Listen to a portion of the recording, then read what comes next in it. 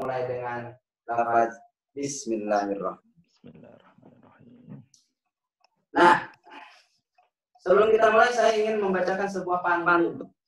Naik pocong. Naik pocong. Lihat pocong naik sepeda. Gel-gel nyebur di kali. Tolong dong semua jawab salam saya agar dapat perlindungan dari Allah.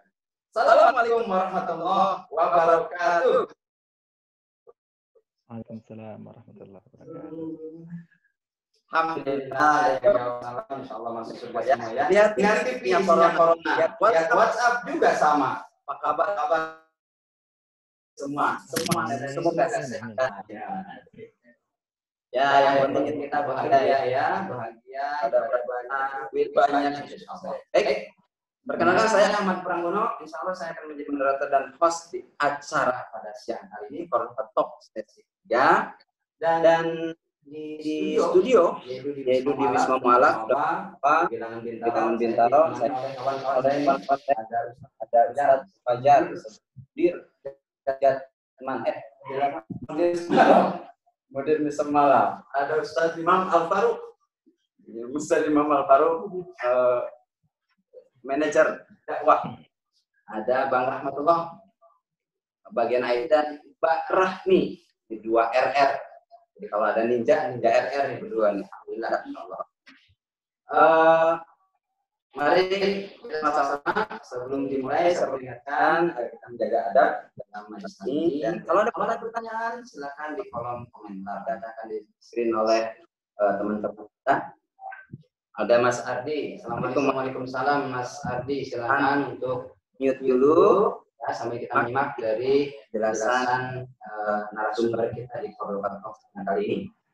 Untuk pemaparan yang pertama, insya Allah nanti akan disampaikan oleh Dr. Andes Salahuddin Alayu, MSI. Beliau adalah Wakil Sekretaris Jenderal MUI Pusat Bidang Fatwa. Beliau akan menyampaikan tentang kupas tuntas Fatwa MUI nomor 14 tahun 2020 tentang ibadah di tengah wabah. Bagaimana tim harusnya bertindak atau bersikap. Nah, kita tahu semua, dan saya juga baca data hari ini di salah satu media bahwasanya ternyata update di hari Sabtu 18 April 2020 kita dari negara-negara di ASEAN menempati ranking paling tinggi untuk total kasus. 5.923 dari data yang dikumpulkan dari BNPB ini. Dan itu paling tinggi. Paling tinggi di negara kita di ASEAN, mengalahkan Filipina, Malaysia, Singapura, Thailand, dan seterusnya. Sehingga kasus-kasus yang semakin banyak ini juga membuat kita semakin prihatin. Oleh karena itulah Kordofa Talk ini hadir untuk bisa menjelaskan bagaimana sih sebetulnya yang bisa kita lakukan. Ibadah apa saja yang bisa dilakukan di tengah wabah ini. Karena wabah ini ternyata semakin meluas, semakin melebar, dan banyak mungkin di antara saudara-saudara kita dan bahkan tetangga kita itu yang sudah mulai terkena. Memang disarankan jangan panik, jangan takut, tetapi kita juga tetap waspada. Ikhtiar semaksimal mungkin dan tawakal seoptimal mungkin. Itu pesan guru-guru kami. Oleh karena itu, kita perlu menghadirkan beliau untuk nanti selama 30 menit, beliau akan menyampaikan dan memaparkan tentang hal ihwal ibadah apa saja yang bisa kita lakukan di tengah wabah ini. Kemudian nanti setelah beliau menyampaikan ada sesi tanya jawab yaitu sebanyak 15 menit. Jadi nanti total beliau akan berbicara selama 45 menit, 30 menit untuk penyampaian materi, pemaparan materi, dan 15 menit untuk pertanyaan. Silakan disiapkan pertanyaannya karena nanti akan di-screen oleh tim IT kalian dari sini dan insya Allah akan langsung dijawab oleh Ustadz kita, Kiai kita, Ustadz Salahuddin Alayu. Baik, teman-teman sekalian yang dirahmati oleh Allah Subhanahu wa taala, tentunya kita juga ingin beribadah ini dengan nyaman, lancar, dan beribadah ini dengan tenang. Tapi karena wabah ini kan juga ternyata banyak masjid yang ternyata juga harus ditutup. Aktivitas pengajian, dakwah, taklim, bahkan aktivitas sholat berjamaah dan juga sholat Jumat itu juga harus ditutup untuk menjaga dari penyebaran wabah ini. Karena wabah ini kan menyebarnya begitu cepat. Dan tetapi kita juga paham bahwa kita sebagai Muslim kita harus memperbanyak ibadah apalagi menjelang bulan Ramadan. Lalu kira-kira bagaimana sikap kita ini? Kan kita tidak mungkin beribadah tapi kita tidak ada panduan. Nah, tentu kita ingin tahu apa sih panduannya dan apa yang harus kita lakukan ketika beribadah dan bagaimana ibadah-ibadah apa saja yang bisa kita pilih. Nanti kita akan dengarkan sama-sama dari kiai kita yang akan menyampaikannya sebentar lagi. Nah, teman-teman boleh disiapkan cemilannya, disiapkan catatannya kalau untuk ingin mau mencatat. Selamat datang Dr. Gigi Imam Nuriliawan yang sudah juga bergabung di Cordova Talks yang kali ini. Apa kabar dok? Mudah-mudahan sehat dan bahagia selalu ya. Di tengah hiruk-pikuk kegiatan dompet wafa, tetapi mudah-mudahan terus dijaga kesehatannya dan terus menebarkan kebaikan hingga penjuru mata angin. Ya, insyaallah. Dan selamat datang juga kepada teman-teman yang ada yang live juga, Masya Allah. Tolong di-invite ulang tuh yang live. Mungkin salah mencet. Biasa ya kita kalau teknologi kadang-kadang salah mencet. Teh dan kopi udah siap, Masya Allah. Alhamdulillah, Ustaz Fauzi sudah siap. Selamat datang kan Yan Pusyana di grup Cordova Talks. Alhamdulillah, welcome. Mudah-mudahan ada manfaatnya Kang Yan ya. Kang Yan silakan untuk menyimak dengan seksama dan kalau ada pertanyaan silakan disiapkan nanti di kolom komentar. Sementara ini admin akan mute semuanya supaya nanti tidak ada suara-suara yang masuk kecuali suara yang harusnya berbicara termasuk narasumber. Dan sekali lagi kami perlu ingatkan kalau Anda ingin berdonasi baik itu donasi untuk COVID-19 ataupun donasi dakwah silakan untuk dibaca di chat nanti. Oh, ada Pak Fatoni. Selamat datang, Pak Fatoni. Welcome, ahlan wa sahlan. Semoga sehat selalu, bahagia, dan sejahtera. Ada yang komen, mantul, alhamdulillah, mantap betul. Saya senang juga nih kalau dibilang mantul, mantap betul. Ada Bang Hendra Budiman. Selamat datang, Bang Hendra Budiman. Alhamdulillah. Total berapa peserta? Oke, mana nomor rekeningnya saya? Waduh, tim, siapkan nomor rekeningnya.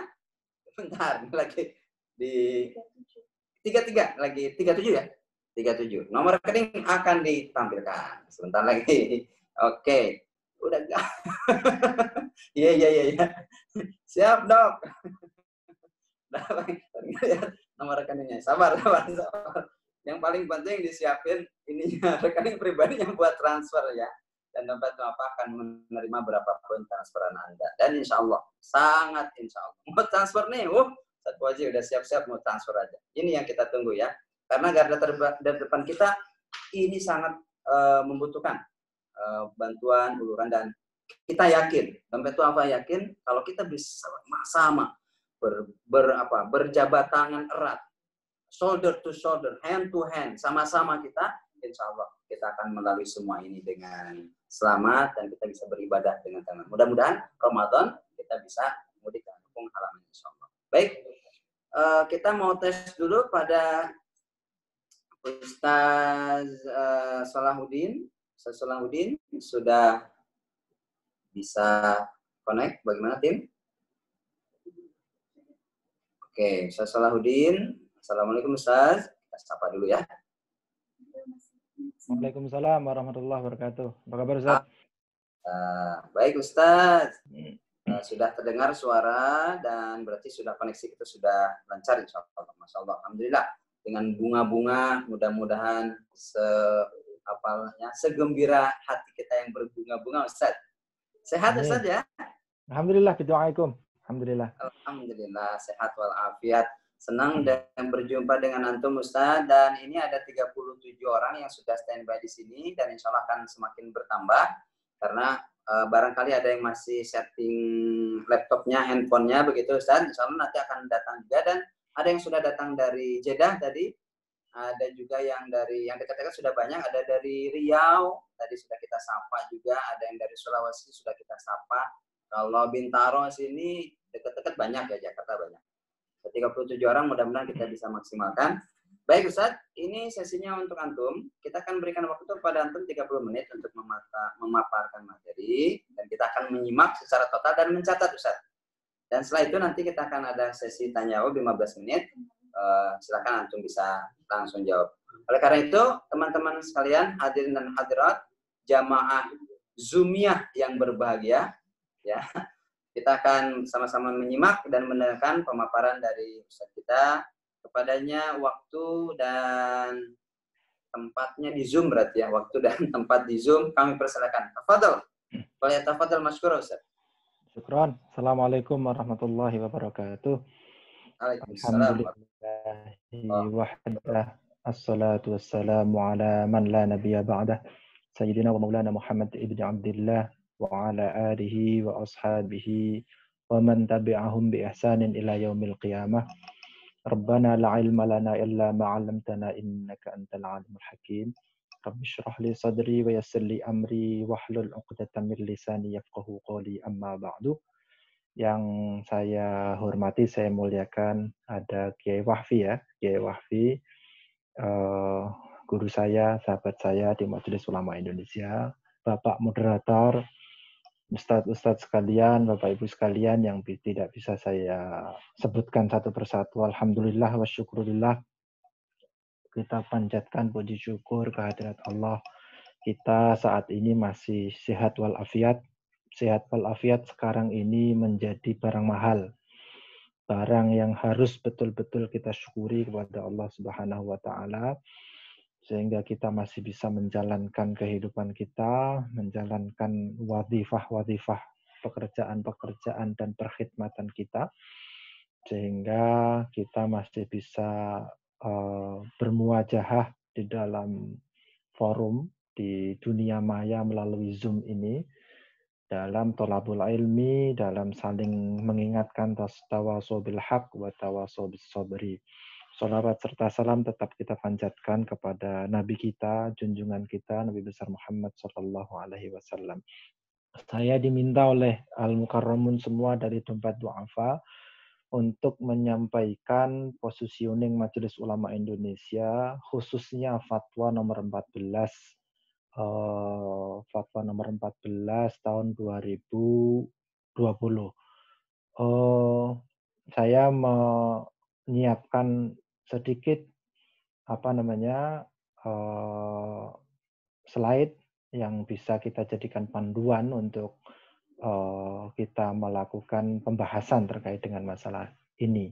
Jadi fatwa tersebut, sekalian saya langsung saja, nomor 14 ini memang khusus dikaitkan dengan tata cara dan penyelenggaraan ibadah dalam situasi terjadinya wabah COVID-19 ini. Ada 3 fatwa sebenarnya yang sudah keluar.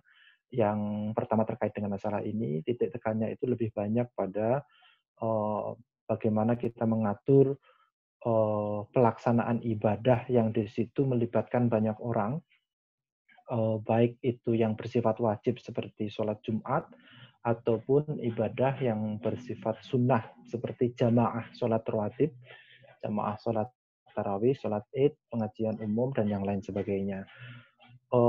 Yang kedua adalah fatwa nomor 17, itu lebih banyak pada tata cara atau kaifiat ibadahnya tenaga medis, tenaga kesehatan yang sedang menggunakan alat pelindung diri. Karena mereka ketika bertugas menggunakan alat pelindung diri itu tidak bisa melepas APD-nya tersebut, dan ketika mereka melewati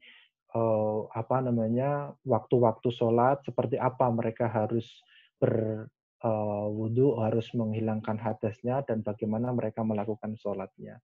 Dan fatwa berikutnya nomor 18, fatwa tentang bagaimana tentang tadhizul janaiz, bagaimana pemulasaraan mayit dalam kondisi wabah COVID seperti ini. Dan yang ketiga yang sekarang baru digodok, ada 2, yaitu tentang terkait dengan masalah tata cara ibadahnya pasiennya, baik itu terkait dengan masalah sholat, terkait dengan masalah puasa, dan yang lain sebagainya. Dan yang kedua adalah bagaimana tata cara untuk mengeluarkan zakat dalam kondisi COVID ini. Apakah boleh tasarrufnya itu misalnya untuk non-muslim, apakah boleh misalnya zakat mal itu ditakjil, disegerakan sebelum jatuh haulnya 1 tahun. Nah, itu akan dibahas, akan dikeluarkan oleh Majelis Ulama Indonesia fatwanya dalam waktu tidak terlalu lama ini. Tapi untuk pertemuan saat ini kita fokus untuk membahas fatwa nomor 14 sebagaimana yang diminta oleh panitia dari Dompet Duafa. Pertama yang ingin saya sampaikan sebelum masuk kepada diktum fatwanya, uh, kita ingin menyampaikan bahwa fatwa yang dikeluarkan oleh Majelis Ulama Indonesia ini adalah bagian dari ikhtiar Majelis Ulama Indonesia untuk mengimplementasikan tugas dan fungsi dari Majelis Ulama Indonesia. Ada beberapa tugas dan fungsi Majelis Ulama Indonesia yang paling relevan dengan masalah ini itu adalah fungsi Majelis Ulama sebagai khadimul ummah, sebagai pelayan umat.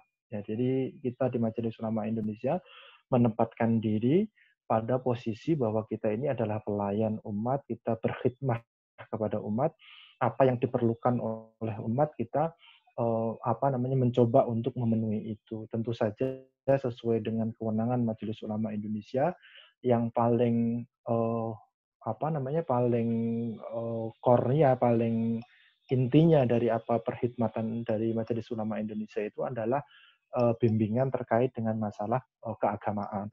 Kemudian yang kedua, fungsi Majelis Ulama Indonesia kita juga menyatakan sebagai shadiqul hukumah, mitra pemerintah. Pemerintah dalam kondisi seperti ini memang perlu dibimbing, khususnya yang terkait dengan masalah-masalah keagamaan, misalnya bagaimana pelaksanaan protokol kesehatan dalam pemulasaan mayit, misalnya mereka butuh bimbingan, bagaimana teman-teman APD mereka itu bisa mendapatkan hak-hak mereka, terutama dalam hal beribadah misalnya. Nah, ini salah satunya kita selain ini kemudian fatwa, setelah fatwa kita melakukan koordinasi dengan pengambil kebijakan supaya fatwa ini bisa diadopsi itu untuk pengambilan kebijakan supaya aturannya itu bisa memberikan hak-hak bagi umat Islam untuk melakukan ibadah itu. Kemudian yang berikutnya adalah fungsi irsyad wa taujihul ummah. Ini bagian fungsi penting di Majelis Ulama Indonesia, yaitu membimbing dan memberikan panduan kepada umat khususnya terkait dengan masalah hal-hal yang terkait dengan masalah keagamaan. Itu kemudian perlu juga di pembukaan ini, di muqaddimah ini difahami tentang struktur cara berpikir fatwa nomor 14 ini. Jadi kalau kita kembali kepada hukum Islam di dalam fikih dan ilmu-ilmu yang lain, kita mengenal bahwa ibadah itu ada yang dilakukan dalam kondisi normal, yang biasanya di dalam ilmu fikih disebut azimah. Misalnya yang paling mudah adalah bahwa seseorang dalam kondisi normal itu dianjurkan sholat itu dengan berdiri. Nah, tapi dalam kondisi yang tidak memungkinkan, maka dia itu boleh tidak berdiri. Nah, misalnya sholat dengan duduk. Nah, misalnya ketika dia itu di kendaraan atau sedang dalam situasi yang dia tidak bisa berdiri. Dalam kondisi seperti itu, dia sudah menjalankan agama tidak dengan kondisi normal, tidak azimah lagi. Tapi di situ dia sudah melaksanakan ibadah dengan kondisi yang tidak normal, yang biasa disebut rukhsah, yaitu keringanan atau dispensasi. Nah, itu. Contoh lain misalnya ketika untuk bersuci, raf'ul hadath, bersuci, itu cara yang normal itu dianjurkan dalam ajaran agama kita melakukannya dengan wudhu dengan air. Namun demikian ketika kondisi itu tidak memungkinkan, gitu, wudhu dengan air ini bisa diganti dengan tayamum. Misalnya ketika kita sedang bepergian juga, sedang di pesawat atau di dalam kondisi yang tidak memungkinkan kita menggunakan air. Jadi tayamum. Nah, wudhu dengan bersuci dengan berwudhu dengan air itu namanya azimah. ya, kondisi normal. Nah, ketika dia itu ada kondisi yang tidak normal, dia boleh melakukan ibadah dengan cara khusus yang tidak seperti normal. Nah, ini disebut dengan rukhsah, keringanan. Nah, ini itu memang itu kaidah yang penjelasan yang simple, yang agak lebih mudah, bahwa dalam beribadah itu memang seperti itu. Karena di dalam surat At-Taghabun juga ayat 16 disebutkan fattaqullaha mastata'tum. Kamu takwa kepada Allah, menjalankan perintah-perintah Allah itu mastata'tum, dengan sesuai dengan kemampuan yang kamu bisa. Kemampuan di sini itu adalah taklif yang ada pada kita, ya. Di sebuah hadis dikatakan mana haitukum anhu fajtanibuhu wa ma amartukum bihi faf'alu mastata'tum, au kama qala Rasulullah sallallahu alaihi wasallam. Apa-apa yang aku larang maka jauhilah itu, dan apa-apa yang aku perintahkan kepada kalian lakukan itu semampu kalian. Nah, itu ayat dan hadis yang menjadi dasar kenapa di dalam syariat itu ada yang azimah, yaitu kondisi normal, dan juga ada yang rukhsah dalam kondisi yang tidak normal. Nah, seperti itu. Kemudian ada juga kaidah-kaidah banyak sekali yang bisa kita gunakan untuk masalah ini, yaitu misalnya al-masyaqqatu tajlibu at-taisir. Misalnya, ini kaidah fikih yang sangat terkenal yang disarikan oleh para ulama untuk merumuskan dari apa yang ada dalam ayat tadi dan dalam hadis itu. Al-masyaqqatu, kondisi yang masyaqqah. Masyaqqah itu kita sulit melakukan sesuatu yang normal, gitu. Itu tajlibu, bisa menarik, bisa mendatangkan at-taisir, sesuatu yang lebih mudah. Al-masyaqqatu tajlibut taisir. Kondisi masyaqqah itu bisa menyebabkan amal ibadah dalam agama mendatangkan kemudahan atau sesuatu yang lebih mudah. Misalnya tadi disebutkan nggak bisa berdiri, ya duduk. Nggak bisa duduk, ya sambil berbaring. Nggak bisa berbaring, ya sambil isyarah, ketika konteksnya adalah tata cara untuk melakukan sholat. Nah, itu adalah gradasi di dalam hukum Islam ketika kita menghadapi sesuatu. Tidak mungkin di dalam Islam itu kemudian disebutkan kamu namanya sholat harus berdiri dalam kondisi apapun. Tidak. Ajaran agama kita itu seperti itu. Tidak seperti itu, tapi sangat lentur, sangat fleksibel, sesuai dengan kondisi yang ada. Tapi semuanya itu sudah diatur di dalam tata cara dalam agama kita. Nah, struktur di dalam fatwa nomor 14 ini adalah seperti itu.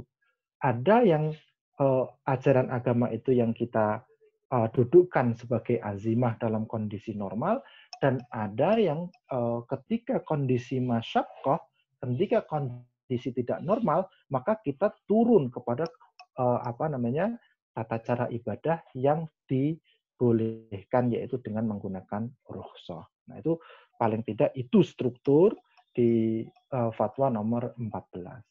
Baik, kita langsung masuk saja di fatwanya supaya kita bisa memahami lebih jelas. Mungkin tidak terlalu lama, tapi nanti ini saya akan memberikan kesempatan lebih untuk tanya jawab, ada feedback dari al-mukarramun, para asisten semua.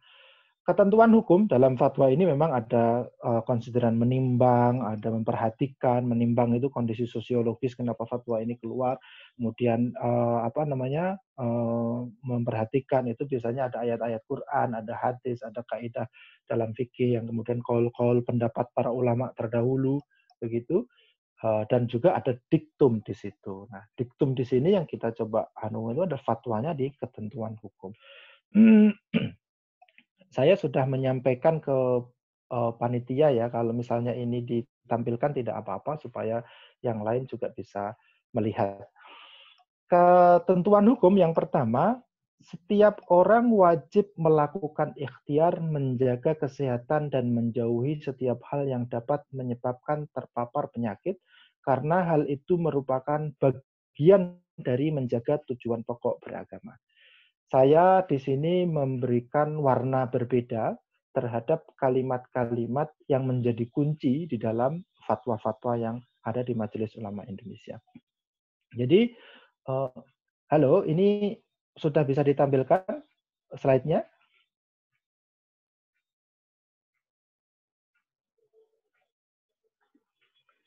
Halo?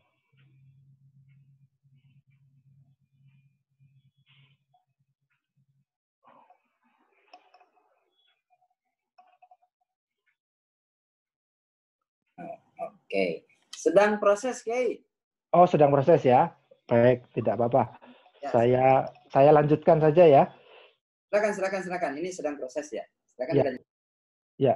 Yang pertama ini wajib melakukan ikhtiar. Itu salah satu kata kunci.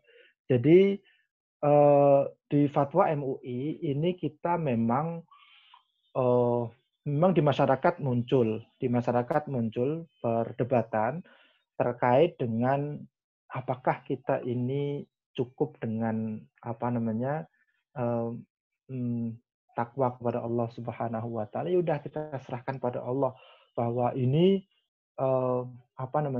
ini adalah qada dan qadar Allah, takdir Allah, tidak perlu kita itu takut terkait dengan masalah ini gitu. Nah, positioning Majelis Ulama Indonesia, takwa yang betul itu harus mengambil ikhtiar.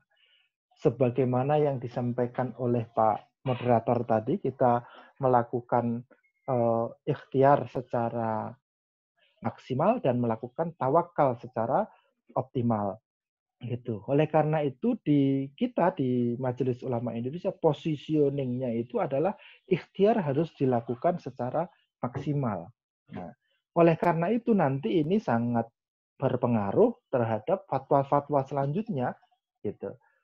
Kenapa kita melakukan itu? Karena bagian dari prinsip makosid kita beragama itu kan ada 5 tujuan kita beragama kan, al-daruriyat al-khams kan, ada 5 pokok beragama: menjaga jiwa, menjaga agama, menjaga harta, menjaga keturunan kan gitu kan.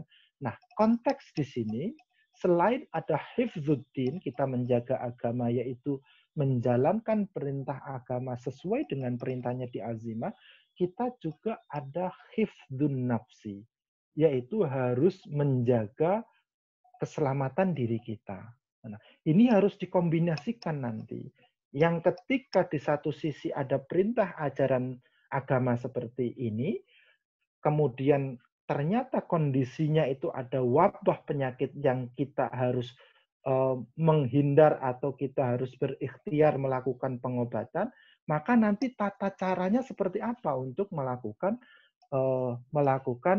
ibadah tersebut gitu. Jadi yang nomor satu ini adalah pijakan yang paling kuat bahwa kita umat Islam posisionernya di MUI itu kita memang bertakwa, tawakal kepada Allah, tapi wajib melakukan ikhtiar yang optimal.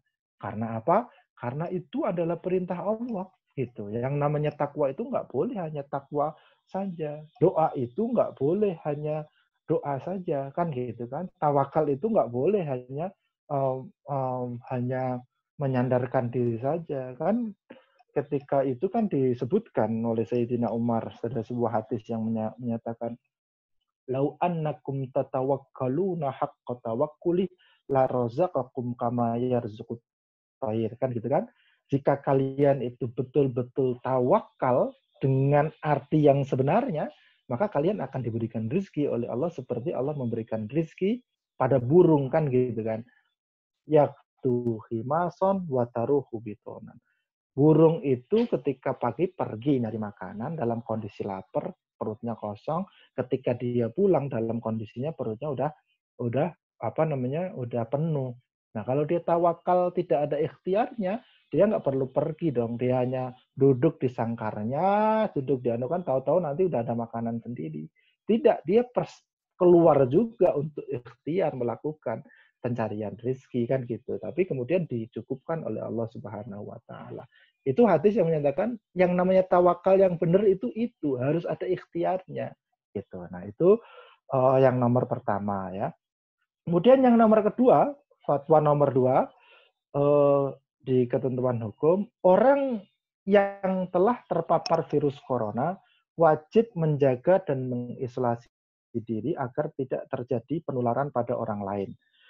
Baginya sholat Jumat diganti dengan sholat zuhur karena sholat Jumat merupakan ibadah wajib yang melibatkan banyak orang sehingga berpeluang terjadinya penularan virus secara massal.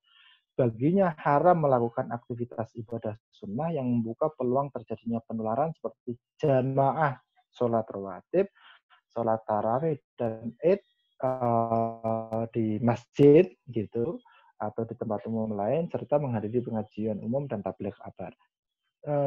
Al-Mukarramin, para ustadz yang saya hormati, di poin nomor 2 ini kita berbicara tentang masalah a'dharu al-ibadah, a'dharu al-jumu'ah. Ya. Sebelum ke situ, kita memang memilah antara amal ibadah yang wajib, seperti sholat Jum'ah, ini wajib, dan amal ibadah yang merupakan sunnah, seperti jamaah sholat rawatib itu sunnah, jamaah sholat tarawih itu sunnah. Memang kita di Majelis Ulama Indonesia itu yang sangat sulit itu ketika berbicara terkait dengan masalah ibadah yang wajib, seperti sholat Jumat. Karena sholat Jumat itu adalah fardu ain bagi seorang muslim laki-laki yang sudah dewasa dia, yang tidak dalam kondisi bepergian. Nah, di sini ini kita ada dua hal, ada dua konsep yang nanti akan kita harus dicatat, yaitu pertama terkait dengan masalah a'dzarul jumu'ah. Uzur-uzur yang menyebabkan seseorang boleh tidak Jumatan. Dan yang kedua adalah mawani'il jum'ah, yaitu ta'tilul jum'ah wa iqamati wa adamu iqamatil jum'ah, yaitu melarang didirikannya sholat Jumat. Ya. Nah, kalau yang pertama a'dzarul jumu'ah ini lebih banyak pendekatannya kepada pribadi per pribadi. Ya. Sedangkan yang kedua ta'tilil jum'ah atau adamu iqamatil jum'ah itu lebih banyak pada kebijakan pemerintah sebagai ulil amri terkait dengan masalah ini. Gitu. Makanya kemudian untuk a'dzarul jum'ah, uzur-uzur yang menyebabkan seseorang boleh tidak Jumat, gitu, itu diantaranya adalah yang nomor 2 ini. Orang yang sudah terinfeksi, yang sudah terpapar. Nah, dia wajib mengisolasi diri dan tidak boleh dia itu datang ke sholat Jumat. Ya.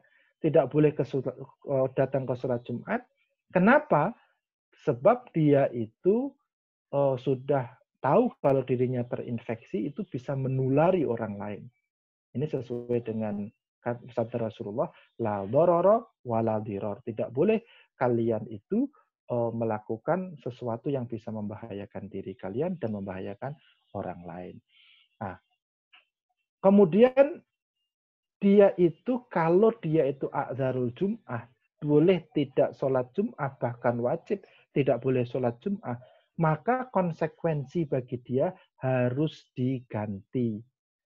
Tidak Jumatannya itu. Nah, di situ disebutkan harus diganti dengan sholat zuhur. Ini bagian dari irsyadat dari Majelis Ulama Indonesia kepada yang umum, orang awam ya. Sebab kalau mereka tidak Jumat, mereka mengira ya sudah gugur kewajiban sholat Jumat sehingga tidak melakukan sholat zuhur, dia tidak mengganti. Nah, tetap mengganti sholatnya, namanya diganti dengan sholat zuhur di tempat kediaman masing-masing.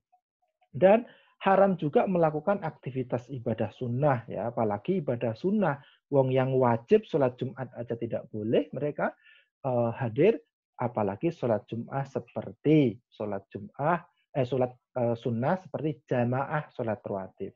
Ya tahu jamaah sholat rawatib di masjid. Nah, di masjid atau di tempat kediaman mereka masing-masing atau di tempat umum lainnya. Nah, karena mereka potensi berkumpulnya dengan orang lain ini. Jadi memang ilah hukumnya, alasan hukumnya itu adalah karena terjadi perkumpulan manusia yang banyak ketika melakukan sholat Jumat dan sholat jamaah sehingga berpotensi terjadinya penularan kepada orang lain, dan kalau orang yang tidak tahu bisa tertular dari orang lain juga. Itu kemudian yang selanjutnya Nomor tiga di situ disebutkan orang yang sehat dan yang belum, tadi kan orang yang sudah terpapar, kalau ini yang orang yang sehat. Orang yang sehat atau yang belum diketahui bahwa dia itu terpapar atau diyakini dia tidak terpapar, maka kita mentafsil namanya. Kita memperinci di sini. Kalau dia itu berada di kawasan yang potensi penularannya tinggi, yang ditetapkan oleh ulil amri pihak yang berwenang, maka boleh meninggalkan sholat Jumat dan diganti dengan sholat zuhur. Nah, ini kata-katanya perlu diperhatikan. Di sini yang menggunakan kata-kata kawasan, ya. Ini diksi ini memang sengaja disebutkan oleh MUI bahwa kawasan ini kita menyebut sebagai sebuah lingkup yang lebih kecil daripada daerah, daripada wilayah, gitu. Jadi kita memang ketika MUI pusat menetapkan fatwa ini sudah berpikir bahwa negara kita ini luas sekali, tidak bisa kemudian satu hukum terkait dengan masalah ta'tilul Jum'ah ini itu ditetapkan di semua wilayah seluruh Indonesia karena kondisinya macam-macam. Misalnya kami ketika koordinasi dengan MUI seluruh Indonesia, teman-teman di Kalimantan Tengah itu menyampaikan misalnya luas kami itu 1,5 Pulau Jawa kata mereka. Ada daerah-daerah itu yang memang interaksi dengan orang lainnya tidak terlalu intensif, gitu tidak ada, sehingga mereka itu terisolir. Dalam kondisi seperti itu apa iya tidak wajib mendirikan sholat Jum'ah gitu. Nah, makanya di sini pendekatannya itu adalah kawasan, ya.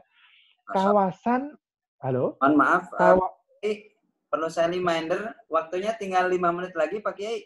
Oke, sedikit. Ya. Terima kasih. Kawasan. Nah, ini penting kawasan ini yang menjadi pijakannya. Nah, potensi penularan menjadi tinggi yang ditetapkan oleh ulil amri. Ini juga menjadi penting. Nah, dalam konteks seperti itu boleh meninggalkan. Namanya boleh itu artinya ada masjid yang mendirikan sholat Jumat. Masih ada, tapi dia boleh untuk tidak datang, gitu ya.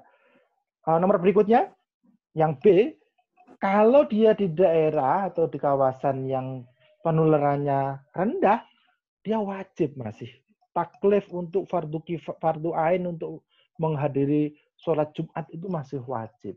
Nah, tapi ini yang penting itu adalah potensi penularannya rendah ditetapkan oleh ulil amri. Ya, nah ini nih harus diperhatikan.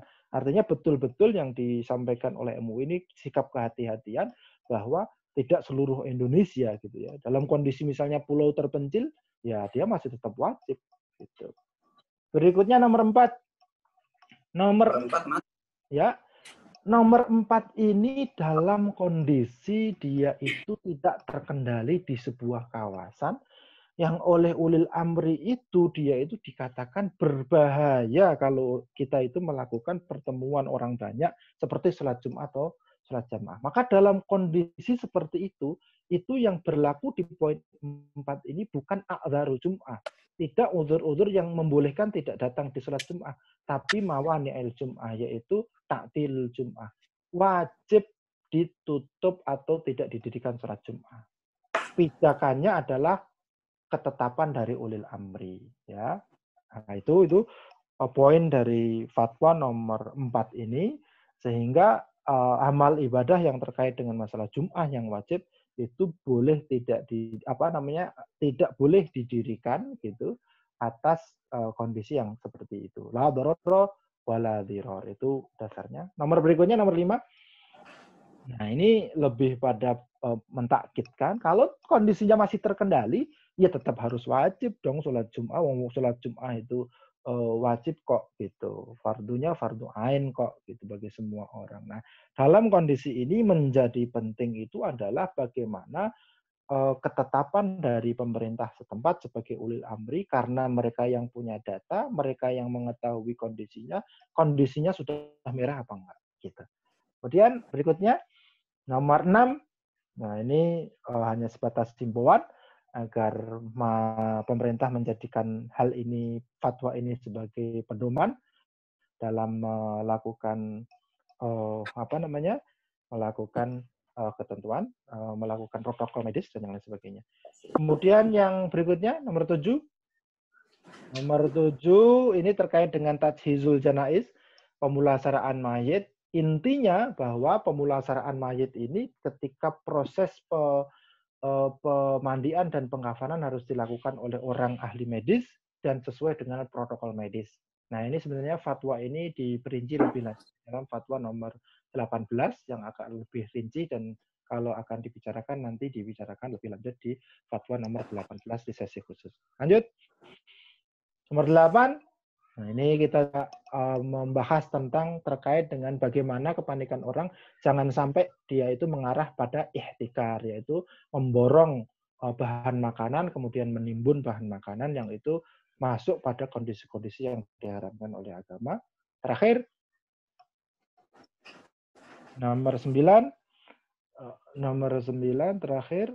Nah, ini adalah bagian dari himbauan Majelis Ulama Indonesia supaya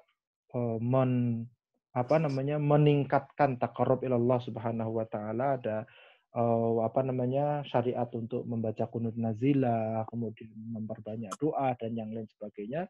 Yang ini adalah bagian ikhtiar kita sebagai umat Islam untuk daf'ul bala, ya, kita memohon kepada Allah supaya segera diangkat pandemik ini di negara kita. Saya kira itu, Ustadz, pokok-pokok yang terkait dengan masalah fatwa di Majelis Ulama Indonesia, khususnya fatwa nomor 14 ini. Demikian, terima kasih. Wallahul muwaffiq ila aqwamit thoriq, wabillahi taufiq wal hidayah. Wassalamualaikum warahmatullahi wabarakatuh. Waalaikumsalam warahmatullahi taala wabarakatuh. Alhamdulillah. Syukran. Terima kasih banyak yang tak terhingga Pak Kiai yang sudah menjelaskan kepada kita dengan begitu gamblang, penuh dengan slide juga, ya.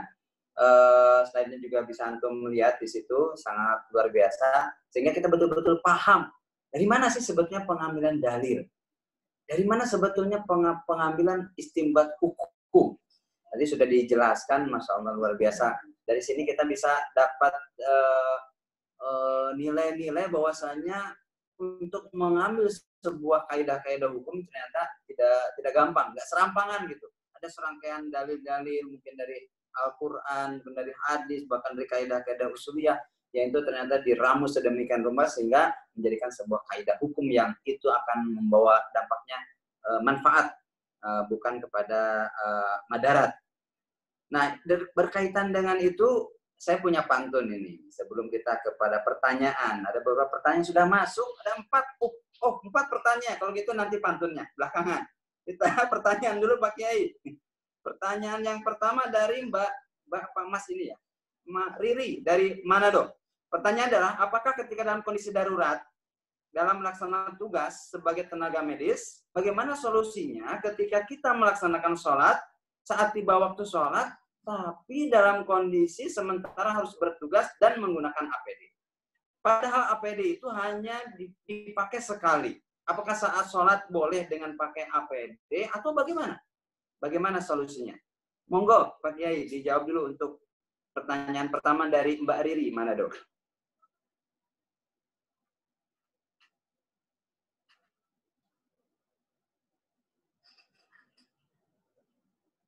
Pak Kiai, silakan dijawab respon yang pertama dari Mbak Riri.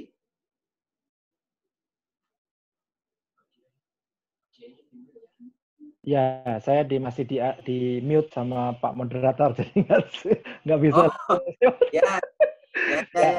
Ya.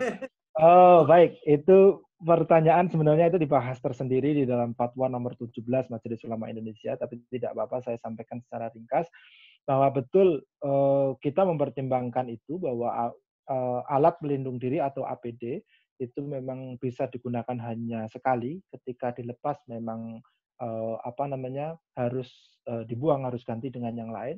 Padahal di sisi yang lain saat ini apalagi di awal-awal untuk ketersediaan APD itu merupakan sesuatu yang mahal sekali. Oleh karenanya menjadi pertimbangan betul di Majelis Ulama Indonesia ketika menetapkan fatwa terkait dengan tata cara sholat dan tenaga kesehatan yang menggunakan APD ini.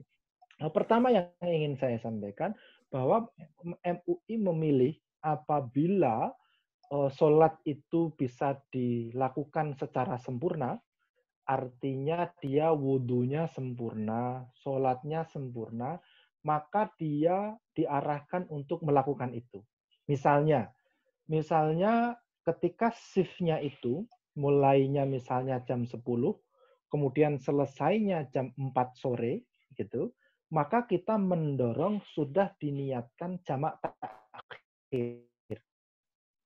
Ya, karena ketika dia keluar dari shift-nya, dia bisa melepas APD-nya, dia bisa wudhu secara normal, dia bisa sholat secara normal. Sudah bisa diniatkan dengan jamak takhir.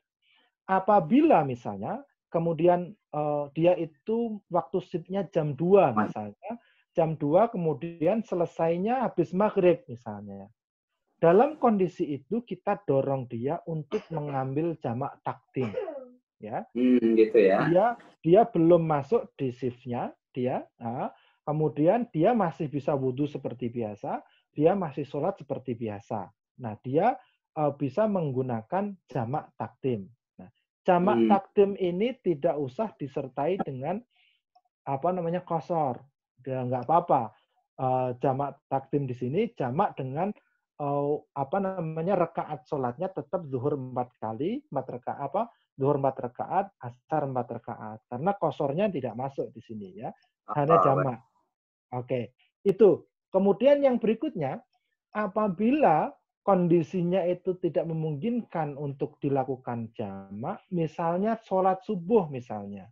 Ya. Nah, ketika sholat subuh seperti itu, dia kan nggak mungkin dilakukan jamak. Ya, Nah, betul, ketika betul. masuk sholat subuh, misalnya, dia kondisinya tidak mungkin wudhu karena harus dibuka.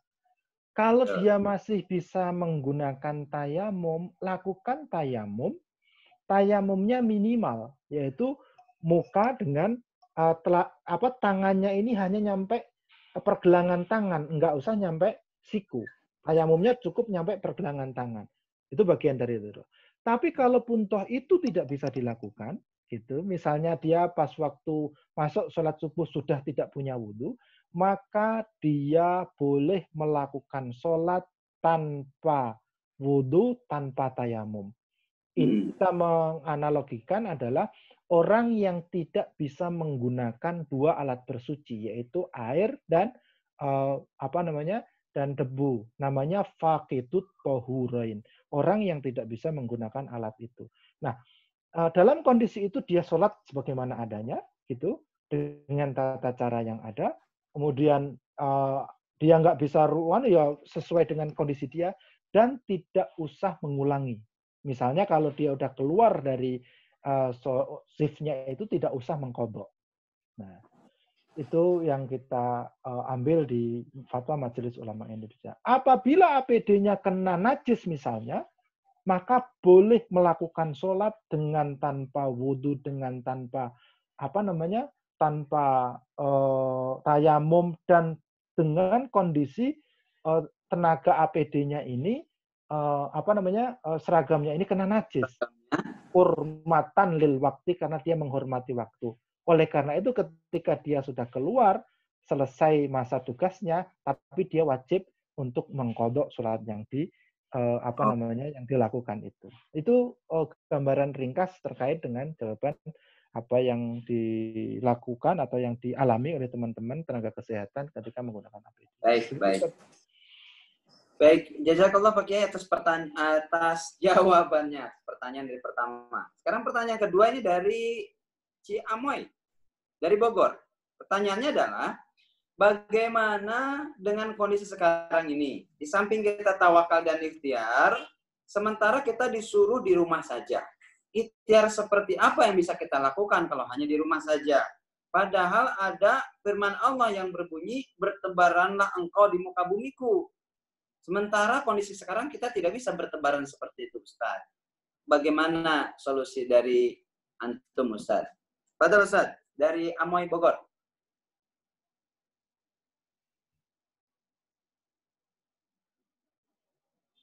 Ya. Unmute, mute.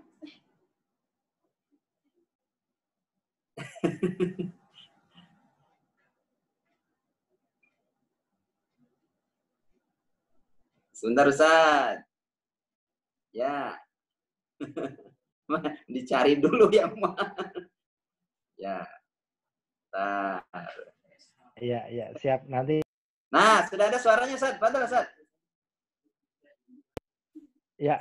Nanti saya nggak matikan lagi deh. Nanti saya. Nah, lebih baik kita aja yang operator yang mencet-mencet, Ustaz. Jadi antum nggak perlu repot, Ustaz. Siap. Ya. Siap. Padahal, Ustaz, ya, pertanyaan yang kedua dari Amoy, Ustaz. Ya, ini memang bagian yang protokol atau ikhtiar yang kita lakukan. Sebenarnya ini adalah momentum bagi kita untuk taqarrub ilallah subhanahu wa ta'ala. Selama ini kalau kita itu melakukan amal ibadah dengan dilihat orang lain misalnya ya, itu mungkin kalau ada hal ya sekecil apapun ada unsur kita senang ketika kita dilihat orang dan yang lain sebagainya. Ini sebenarnya momentum kita itu muhasabah, momentum betul-betul taqarrub ilallah yang betul-betul orang lain nggak ngelihat gitu. Ini yang sebenarnya para ulama dulu itu ketika mengajarkan kepada kita dalam kondisi tertentu kalian itu perlu yang namanya uzlah. Uzlah itu menarik diri dari keramaian, menarik diri dari interaksi dengan manusia, kamu betul-betul taqarrub ilallah, hanya engkau dengan Allah yang mengetahui tentang itu. Sebenarnya ini adalah momentum untuk kita ini melakukan ibadah yang seperti itu, meningkatkan kualitas ta'abbud, tadarruk kita kepada Allah Subhanahu wa ta'ala. Seperti itu. Sedangkan apa yang disebutkan tentang fantasyiru fil ardi, bertebaran ke muka bumi, itu adalah fi waqtil ikhtiar, ketika dalam kondisi normal. Ketika kondisi yang tidak ikhtiar, ittirar seperti saat ini namanya ittirar, kondisi tidak normal, maka amal ibadah dengan kegiatan-kegiatan ya kondisinya harus mengikuti kondisi ittirar yang tidak normal seperti ini, termasuk dalam hal beribadah. Begitu, Ustaz. Baik, Masya Allah. Alhamdulillah. Jadi kita paham ya kondisi-kondisi apa yang kita bisa berikhtiar keluar. Alhamdulillah. Syukuran, Ustaz. Ini ada pertanyaan banyak juga, tapi kita pilihkan Ustaz ya. Ada 5 nih yang masuk. Misalnya dari nomor 3 ini dari hamba Allah di Depok. Pertanyaannya panjang, tapi saya coba intisarikan. Apakah di bulan Ramadan nanti sholat Jumat tetap diganti sholat zuhur? Dan bagaimana dengan sholat tarawih? Apakah harus sholat tarawih berjamaah atau tidak? Mohon penjelasannya, Ustaz. Ya, sebagaimana saya sebutkan tadi, kalau kita berbicara tentang Jum'ah, itu memang akan lebih sulit. Karena Jumat itu wajib dibanding dengan sholat tarawih. Karena sholat tarawih itu bersifat sunnah. Ya. Sholat tarawih itu bersifat sunnah dan kita bisa melakukan jamaah juga dengan keluarga di rumah. Justru ketika zaman Rasulullah SAW, sholat tarawih itu kan sendiri-sendiri. Sholat tarawih itu banyak dilakukan juga di rumah. Nah, sholat tarawih dijadikan sebagai sholat berjamaah itu ketika zaman Khalifah Sayyidina Umar radhiyallahu anhu.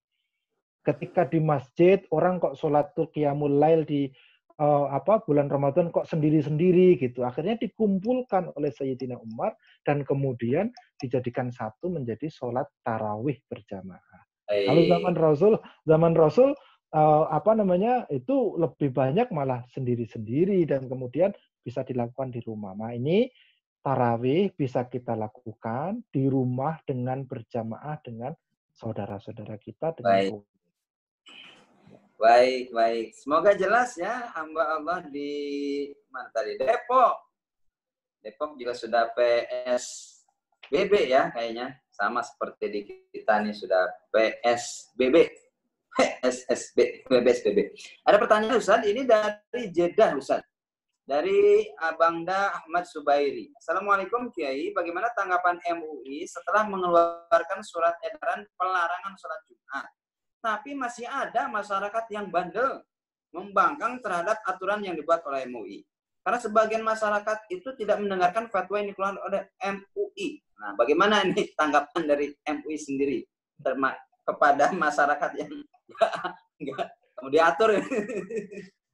Enggak, Ustaz. Memang yang pertama kami ini memahami betapa sulit umat Islam untuk menjalankan anjuran ini. Bukan hanya masyarakat, kami di Majelis Ulama Indonesia sebenarnya sangat sedih ketika kita harus mengambil jalan ini.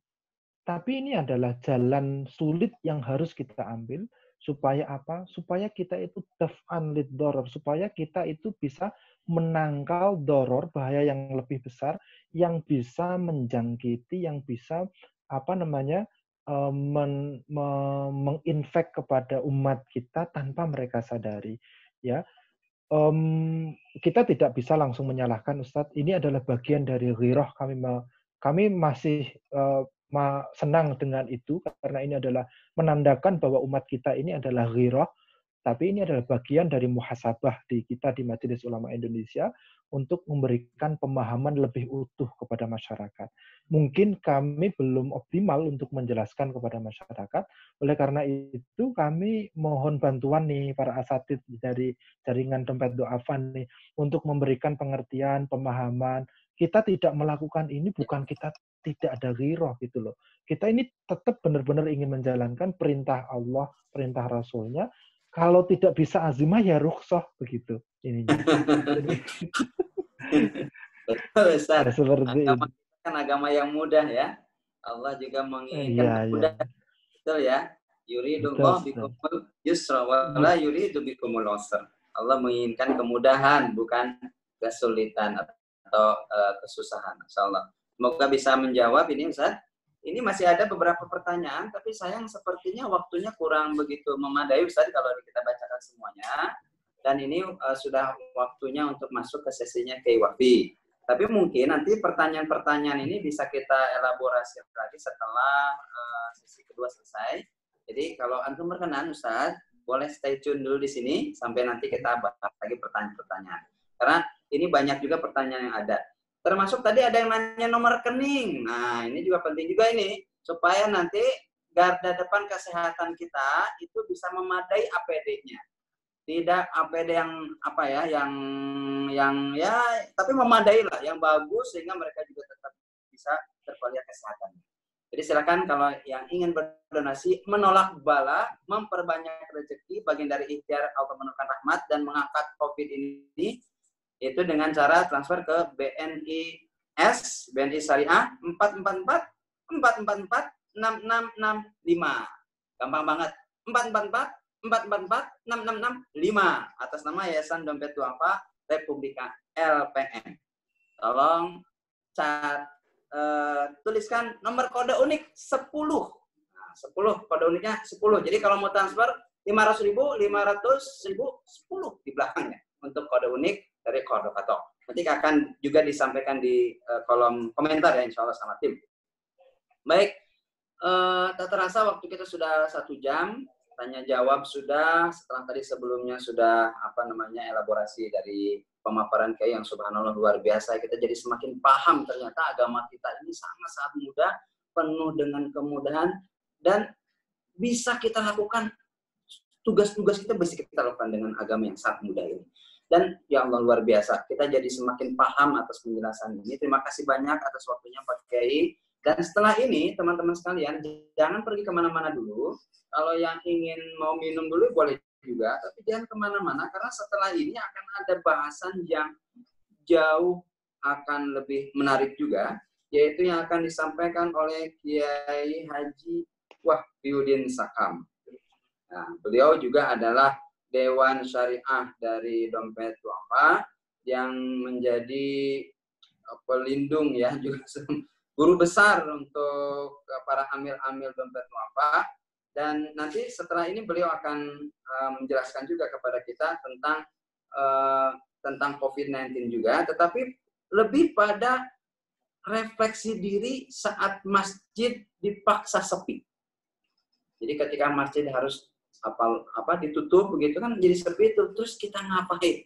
Refleksi diri. Nah, nanti beliau akan kita sambut, tapi sebelum itu saya ada pantun ya. Nah, ada pantun dulu nih sebagai jeda dulu, mumpung antum bisa siapkan handphone untuk bisa transfer ke rekening ya. Ya. Di kebun ada ulat bulu, di jalanan ada yang jualan duku. Jangan deket-deketan dulu. Stay at home aja dulu.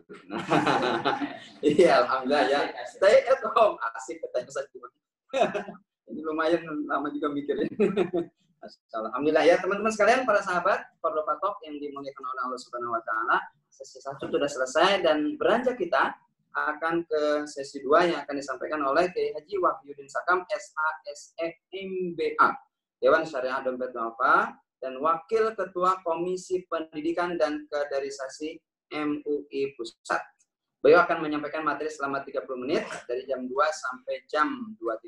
Lalu kemudian setelah itu diskusi interaktif, tanya jawab kira-kira 15 menit. Nah teman-teman sekalian, sebelum kita lanjut kita sapa dulu Pak Kiainya. Assalamualaikum warahmatullahi wabarakatuh Pak Kiai. Apa kabar? Waalaikumsalam warahmatullahi wabarakatuh. Sehat-sehat Ustaz ya, Pak Kiai ya? Alhamdulillah sehat. Ya. Alhamdulillah, kita pun di sini sehat walafiat. Ada 4 orang di sini yang juga menjadi murid antum. Selalu zikir, sebagaimana wasiat antum, biar kita, walaupun tubuh kita tidak kemana-mana, tapi ruhiyah kita bisa naik ma'rifat kepada Allah Subhanahu Wa Taala. Dan kita ini juga berbagi tips-tips bagaimana sebetulnya ketika masjid ini sepi, tetapi hati kita tidak ikut sepi. Rezeki kita tidak ikut sepi. Kemudian sanubari kita juga tidak ikut sepi. Kita tetap bahagia, kita tetap merasakan bagaimana Allah dekat dengan kita. Allah tidak hanya ada di masjid, tetapi Allah juga ada di dalam rumah kita. Bahkan aqrab min hablil warid, lebih dekat daripada urat nadi kita. Nah, tentunya kita menantikan nih pencerahan, bayan, penjelasan dari antum. Kita sebagai seorang muslim yang ingin naik makom menjadi seorang mukmin, kemudian menjadi seorang muttaqin, ingin juga berbagi atau mendengarkan dari nasihat-nasihat yang mulia dari antum. Baik. Oh, pakai ingin sharing, share screen ya, boleh. Boleh ya. Oke. Baik, kita mulai. Auzubillahi minasyaitonirrajim. Bismillahirrahmanirrahim. Assalamualaikum warahmatullahi wabarakatuh. Waalaikumsalam warahmatullahi wabarakatuh. Alhamdulillahirabbil alamin wa bihi nasta'inu ala umuri dunya waddin. Asyhadu an la ilaha illallah wahdahu la syarika lah wa asyhadu anna Muhammadan abduhu wa rasuluhu la nabiyya ba'dah. Allahumma shalli wa sallim wa barik alaihi. Allahumma iftah lana bi futuhil arifin. Ya Allah, bukakanlah untuk kami segala hal yang telah kau buka bagi hamba-hambamu yang arifin, yang penuh dengan kearifan, seperti para nabi dan rasul, seperti para ulama dan para aulia. Yang kami muliakan, Kiai Salahuddin Al-Ayyubi, ini nama yang selalu menggetarkan perasaan saya, karena kita selalu ingat nama seorang pahlawan besar, Salahuddin Al-Ayyubi. Beliau adalah tokoh panglima perang salib yang bisa membebaskan Al-Quds, kemudian wilayah-wilayah lain dari tangan orang-orang non-muslim. Ya. Dan saking sibuknya beliau berjuang dari sejak akil balik sampai beliau wafat, selalu beliau berada di medan perang, beliau tidak sempat berhaji sampai wafatnya. Itu karena kewajiban jihad lebih mendesak saat itu. Tapi yang menarik bahwa beliau dipersiapkan sejak muda, sejak anak oleh ayahnya, maka sejak beliau akil balik sampai beliau wafat, tidak pernah satu hari pun, satu malam pun beliau meninggalkan Qiyamul Lail. Subhanallah, itulah hebatnya beliau. Maka nanti di zaman Uni Soviet, sebelum berganti nama jadi Rusia, terkenallah Soviet itu dengan teknologi tank lapis baja. Salah satu jenis tanknya dikasih nama tank Saladin. Dan ketika Indonesia mulai membentuk yang sekarang namanya Kopassus, dulu namanya RPKAD, nah itu kendaraan lapis bajanya itu dari Uni Soviet, tank Saladin. Nah, begitu, Kiai Salahuddin cocok di bagian fatwa. Nah, itu pokoknya yang macam-macam tembak pakai meriamnya. Moderator yang kami muliakan, juga para pengurus Dompet Duafa, para peserta, muzakarah pada siang hari ini. Pada kesempatan ini saya ingin menyampaikan atau ingin berbagi tentang bagaimana kita beragama. Ya. Mudah-mudahan sudah terlihat gambarnya ya. Sudah terlihat, Ustaz. Ya, Allah ini kepada manusia, kepada kita, Allah itu sangat sayang. Dari segala macam asmaul husna, sifat-sifat Allah, yang paling terkenal adalah Ar-Rahman, Ar-Rahim. Wa rahmati wasi'at kulla syai'. Ya. Kasih sayangku melampaui segala-galanya. Saking sayangnya Allah kepada manusia. Manusia yang sudah diberikan kemampuan kreativitas, kadang-kadang dengan kreativitasnya justru malah melangkah ke arah yang sesat. Selain sesat jauh dari Allah, juga justru membahayakan dirinya sendiri. Karena sayangnya Allah, maka Allah turunkan untuk manusia pembimbing. Para pembimbing itu adalah Rasul. Rasul terakhir adalah Nabi Muhammad SAW. Dan Rasul itu diutus oleh Allah sebagai rahmat. Kita sebenarnya kurang tepat mengatakan Islam rahmatan lil alamin. Karena wa ma arsalnaka illa rahmatan lil alamin. Tidaklah aku utus engkau, tidaklah kami utus engkau, kecuali sebagai rahmat. Jadi yang rahmat itu ya Rasulullah-nya itu sendiri.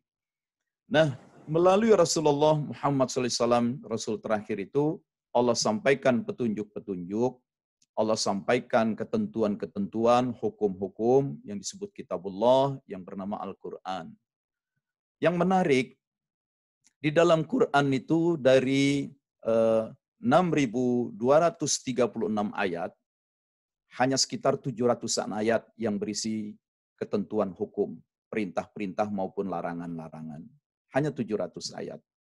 Dan dari 700 itu pun banyak yang berulang. Yang menariknya, aturan-aturan hukum yang ada dalam Quran itu pun masih bersifat normatif dan basic principles. Prinsip-prinsip dasarnya saja. Tidak terinci dan tidak dituntaskan. Itu tidak dirinci dan tidak dituntaskan. Boleh dibilang ketentuan di dalam Quran yang agak rinci, ya, rinci dan tuntas, itu cuma dua. Yang pertama adalah soal perjanjian hutang piutang, idza tadayantum bidainin ila ajalin musamma, ya, hutang piutang harus ada saksi, ya harus tertulis, harus ada temponya, jangka waktunya, dan bagaimana kalau terjadi dispute. Yang kedua, ketentuan yang rinci dan tuntas itu tentang faraid, pembagian waris. Selebihnya itu tidak dituntaskan, tidak dirincikan, hanya bersifat prinsip dasar. Misalnya perintah adil, ya adil. Tapi bagaimana bentuk adil dalam kehidupan berkeluarga, bagaimana adil dalam situasi perang, bagaimana adil dalam berdagang, itu tidak banyak dirinci. Itu. Maka Rasulullah SAW diberikan kewenangan untuk merincinya. Supaya kaedah-kaedah yang normatif, yang bersifat prinsip dasar itu bisa lebih rinci, lebih konkret dilakukan oleh umat manusia, oleh para sahabat, pada waktu tertentu, pada zaman tertentu, pada kondisi tertentu, itulah tugas Rasulullah. Karena memang beliau sebagai uswah. Apa yang Rasulullah katakan, apa yang Rasulullah contohkan, itu menjadi sunnah Rasul. Nah, sebagian teman kita kemudian memahami itulah yang ditinggalkan oleh Rasulullah cuma dua, kitabullah dan sunnah Rasul saja. Benar, menurut satu hadis. Taraktu fikum amrain, kutinggalkan untuk kalian dua hal, kitabullah, sunnah Nabi. Tapi kalau kita tengok hadis-hadis lain, sebenarnya bukan cuma dua. Karena Rasulullah pun menyiapkan kader-kader pemimpin. Di antara para sahabat digembleng, ada yang begitu mendalam dan luas ilmunya, jadilah ulama.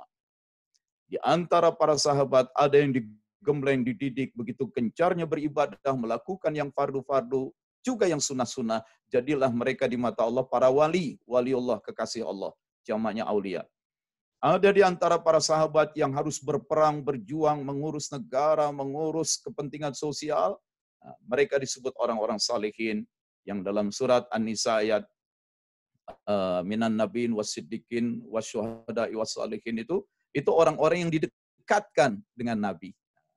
Jadi ketika Rasulullah SAW wafat, yang ditinggalkan oleh Rasul itu bukan cuma kitabullah dan sunnah Rasul, juga para sahabat ulama yang punya kualitas unggul, yang mereka menjadi ulama, aulia, dan salihin.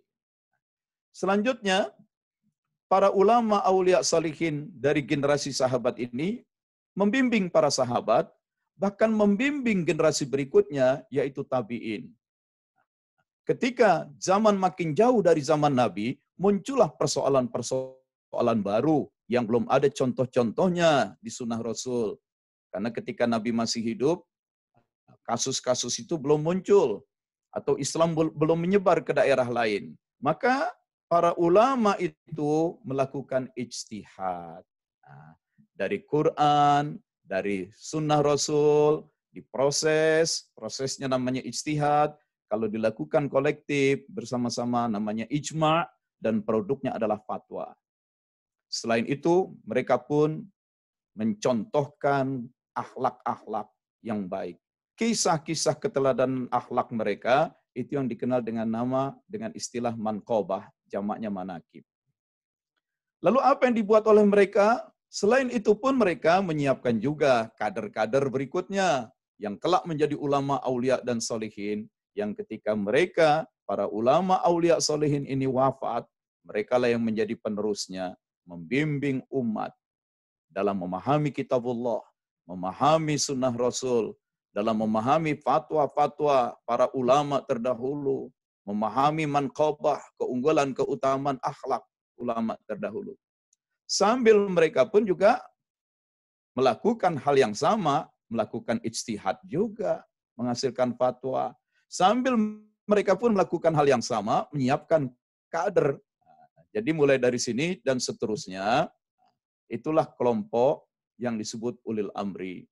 Dalam beragama, ati Allah, taati oleh kalian Allah, wa ati'ur Rasul, taati itu Rasul, ada alif lam ma'rifah di situ, Rasulnya Allah, wa ulil amri minkum, uli yang memiliki al-amr, amr itu artinya urusan, sekaligus juga otoritas kewenangan. Taati Allah, taati Rasul, taati orang-orang yang menguasai persoalan dan punya kewenangan.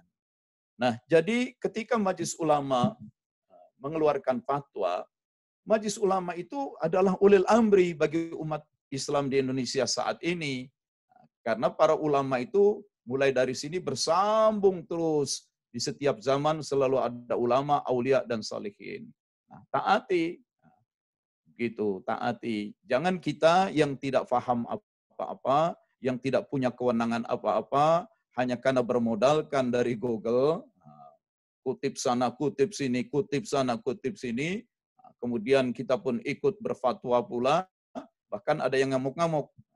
Saya menonton itu di medsos, di satu masjid ada yang marah-marah, memaki-maki, mana itu ulama, mana itu ustadz, mana itu kiai, kenapa mereka jadi pengecut, tidak mau datang ke masjid mengimami sholat, tidak mau khutbah, lihat ini, umat sudah menunggu, tidak ada yang bimbing, dasar ulama pengecut, kiai pengecut, habislah ulama, ustadz kiai dimaki-maki, karena tidak mau sholat Jumat berjamaah.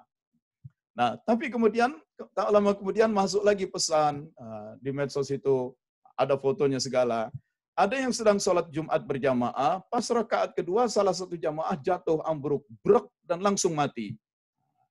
Sangat kuat diduga, ini pun terkena COVID. Maka jamaah yang masih tersisa, begitu lihat satu jamaah ambruk, langsung membatalkan sholat, lari bubar semua. Jadi ada yang memaki-maki khotibnya yang nggak mau datang sholat Jumat, tapi begitu dilaksanakan sholat satu jamaah jatuh dan mati, kabur lari semua. Ini lucu begitu, masya Allah ya. Nah, jadi karena itu ulama itu sudah berpikir panjang ya, para ulama aulia saleh itu sudah berpikir panjang. Kemudian hal yang lain yang ingin saya sampaikan, ini dulu lihat. Para anggota majelis yang sedang muzakarah, silakan dinikmati dulu konsumsinya. Minum dulu ya. Minum dulu, silakan. Hal lain yang ingin saya sampaikan adalah tentang proses menjadi fatwa. Jadi ada kitabullah yang kita kenal dengan istilah ketentuan-ketentuan Allah. Kitabullah, ketentuan Allah yang ada di dalam Quran itulah syariah. Dan jangan lupa ada kitabullah yang ada di alam, yang kita kenal sebagai hukum alam atau sunatullah. Lalu sunnah-sunnah Rasul itu yang secara turun-temurun setelah 5 atau 6 generasi kemudian mulai dicatat, dibukukan, itu namanya sunnah Rasul sudah menjadi hadis. Ya. Haddatsa itu menceritakan, diceritakan turun-temurun, haddatsa jadilah hadis. Berdasarkan kitabullah dan sunnah Rasul itu yang menjadi dasar akidah kita. Kita umat manusia melakukan ijtihad atau ijma. Ya. Alatnya adalah penggunaan kolbu. Dengan kolbu itu bahasa lain juga dari akal, bahasa lain juga dari ra'yu. Ya, kalau dalam hadis tentang Mu'adz bin Jabal ya ra'yu, ajtahidu ra'yi, akan ku ijtihadkan ra'yuku. Nah, produk dari ijtihad itu adalah fatwa. Fatwa macam-macam. Fatwa itu legal opinion. Itu. Dan ini masuk wilayah ilmiah. Kalau terhadap kitabullah dan hadis itu pakai keyakinan aja, pakai akidah. Itu. Meskipun dengan syarat-syarat yang ketat ya dalam seleksi hadis, tapi sikap kita kepada kitabullah dan sunnah Rasul itu berdasarkan iman, akidah. Tapi proses ijtihad itu adalah proses ilmiah. Itu. Nah, yang menarik, apabila sekelompok ulama, satu alim atau sekelompok ulama melakukan ijtihad dan mengeluarkan fatwa, yang namanya fatwa itu selalu saja bersifat relatif. Relatif terhadap apanya? Relatif terhadap lokasinya. Maka fatwa ulama di Indonesia bisa berbeda dengan fatwa ulama di Palestina yang sedang berperang terus, berbeda dengan fatwa ulama di Afrika. Maka kalau kita di sini sholat di masjid saja berwudu, buka keran itu airnya ngucur dalam jumlah banyak. Tetapi di Maroko, orang di sana berwudu itu hanya dengan satu gayung saja, karena memang di tengah gurun pasir. Jadi fatwa itu tergantung keadaan lingkungannya, ada budayanya, kondisi alamnya, apakah maka lihat saja fatwa MUI itu kan tidak bersifat mutlak. Apabila potensi penularan, potensi infeksinya sedang meninggi, maka jangan lakukan sholat berjamaah. Itu kan. Apabila potensi penularannya tidak tinggi, bahkan sedang menurun, boleh lakukan sholat berjamaah. Nah, itu dari infeksinya, penularannya. Ada lagi, apabila situasinya, kondisinya dalam keadaan tidak terkendali, maka tidak sholat berjamaah. Tapi apabila kondisinya sudah terkendali, boleh sholat berjamaah. Nah, itu menunjukkan kerelatifan. Itu kerelatifan. Nah, para peserta pengajian siang ini, satu hal yang menarik, bahkan di dalam Quran sendiri, ketentuan-ketentuan fikih itu seringkali bersifat alternatif, bersifat pilihan, opsional. Contoh, biasanya ayat-ayat hukum itu diawali dengan kata-kata idza yang artinya jika, atau in yang juga artinya jika, dan nanti disambung dengan kata fa, maka. Wa in kuntum maridhan, jika kamu dalam keadaan sakit, fa, maka tayamumlah. Itu. Idza, fa, maka, jika, maka, jika, maka, jika, maka.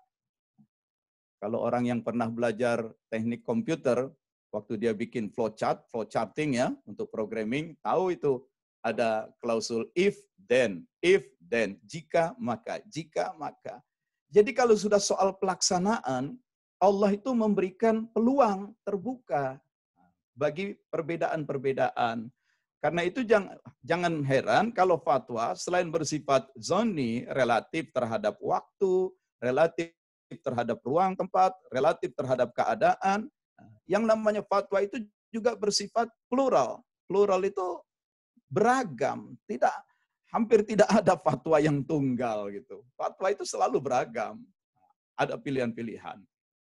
Nah, juga yang namanya fatwa itu tidak mengikat bagi publik. Maka bisa saja ada yang berijtihad, maghrib ini masuk 1 Ramadan, besok puasa. Tapi ada juga yang berijtihad, maghrib ini belum masuk 1 Ramadan, 30 Sya'ban, berarti besok belum puasa. Nah, itu masing-masing punya fatwa dan tidak mengikat. Karena tidak mengikat bagi umum, juga tidak bersanksi. Jadi, karena yang berpendapat hari ini 1 Ramadan, dia harus puasa. Lalu kalau ada yang tidak berpuasa, lalu harus dihukum. Tidak boleh. Karena yang tidak berpuasa pada hari itu, dia berpendapat hari itu baru 30 Sya'ban, belum 1 Ramadan. Nah, itu yang namanya fatwa itu relatif terhadap tempat, relatif terhadap ruang dan waktu, relatif terhadap keadaan alam, relatif terhadap kondisi, bahkan relatif terhadap budaya. Dan sifatnya majemuk, ya, bersifat selalu ada pilihan-pilihan karena memang nature, sifat alamiah dari ketentuan Quran memberikan pilihan-pilihan. Jika maka. Karena itu fatwa tidak mengikat bagi umum. Fatwa itu mengikat bagi orang yang mengeluarkan fatwa itu dan dia setuju dengan fatwa itu dan tidak bersanksi. Tetapi akibatnya kalau tidak memberikan kepastian hukum, karena memberikan pilihan-pilihan, tidak memberikan kepastian hukum. Kalau tidak memberikan kepastian hukum, kalau begitu bagaimana akan dicapai keadaan yang tertib sosial? Harus ada sesuatu yang lebih bisa memberi kepastian hukum, yang mengikat bagi publik dan bersanksi. Maka sebenarnya tidak cukup fatwa. Di situ ada proses taknin. Taknin itu suatu proses untuk menghasilkan konon. Konon itu bahasa kita undang-undang. Itu membuat konon taknin, itu legislation. Nah, kalau ini bukan lagi proses ilmiah, bukan lagi ranah ilmiah, ini sudah ranahnya para umara, begitu. Nah, jadi fatwa bisa saja mengeluarkan, bisa A, B, C, ulama-ulama bisa berpendapat A, B, C, D, nah, tetapi pada saatnya hakim harus mengeluarkan keputusan yang mana.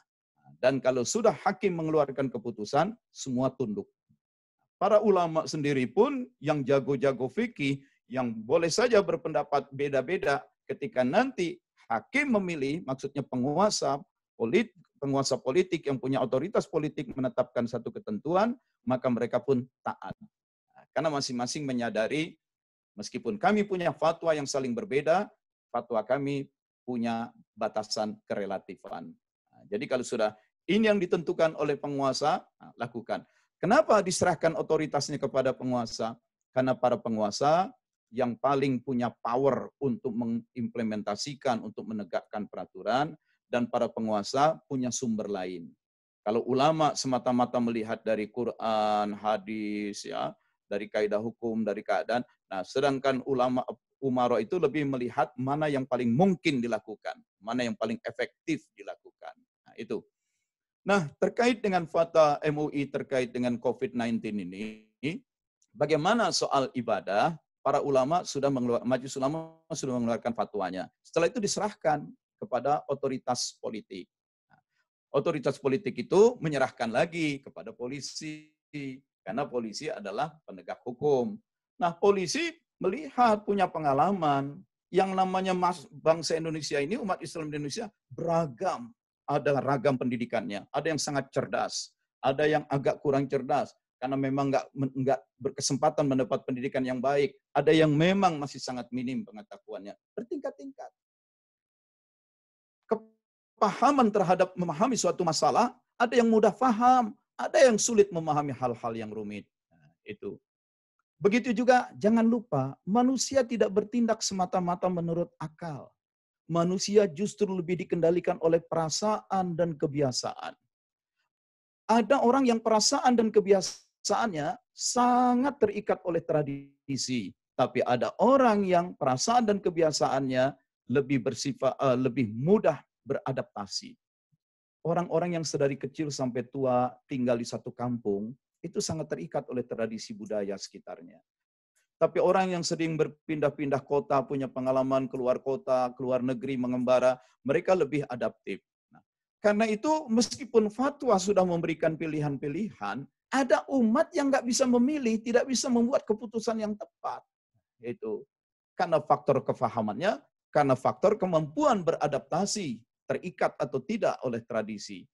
Disinilah pemerintah, dalam hal ini polisi, membuat pertimbangan.